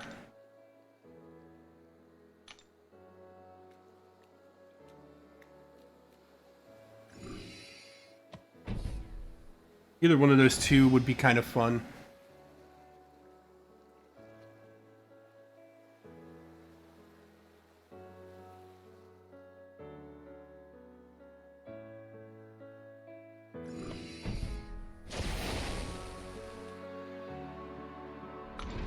I just have that fear she's going to open into a heavy.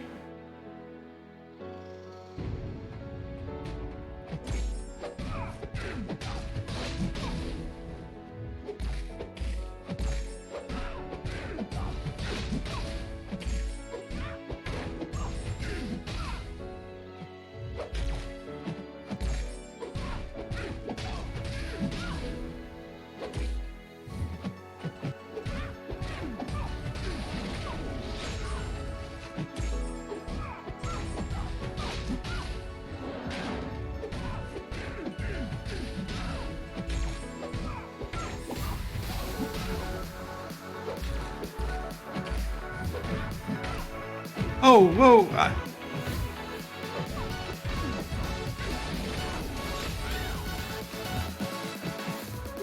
There we go. Whew. I did 2 mediums and I didn't mean to.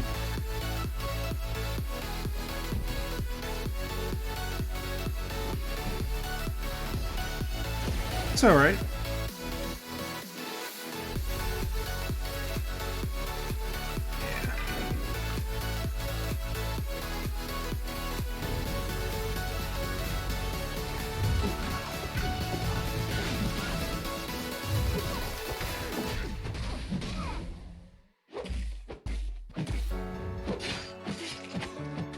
What?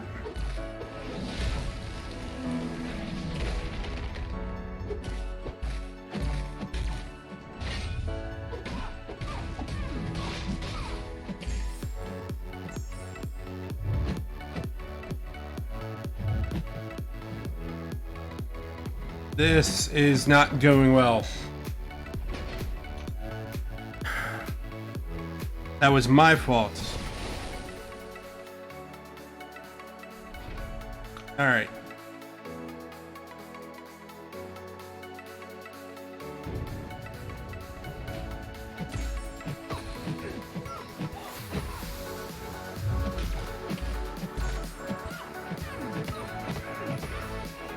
There we go. That's doing better.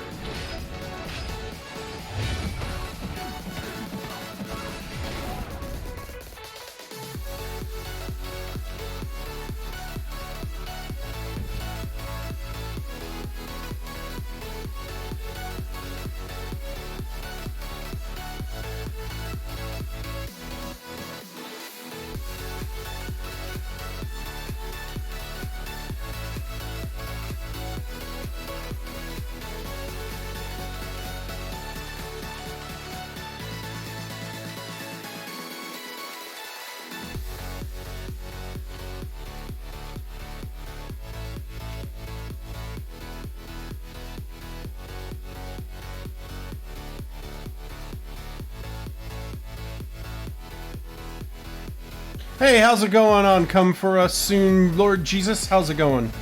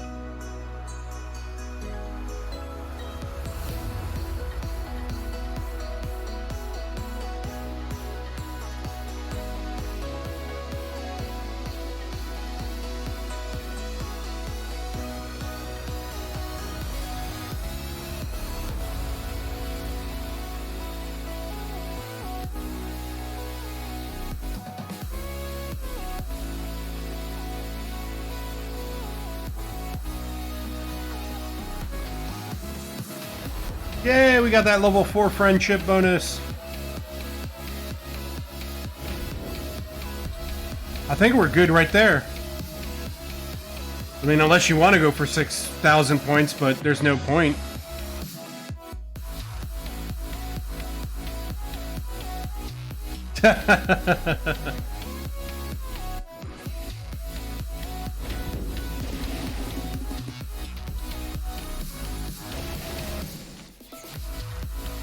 Yeah, man, the Kingpin is a real pain.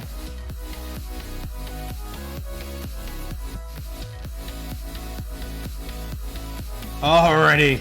Well, with that being said... Whew. I think it's time to feed Sally, and I'm going to be taking a break. So thank you for hanging out with me tonight, and hopefully, you know... I'll be able to get through some of these 6 stars later on. I'll be doing it on the couch in my comfort of my home. And thank you for coming out and joining me, Patrick. It's been definitely a pleasure. And be looking forward to seeing you later. Have a good one. This is Johnny Midnight saying stay mad.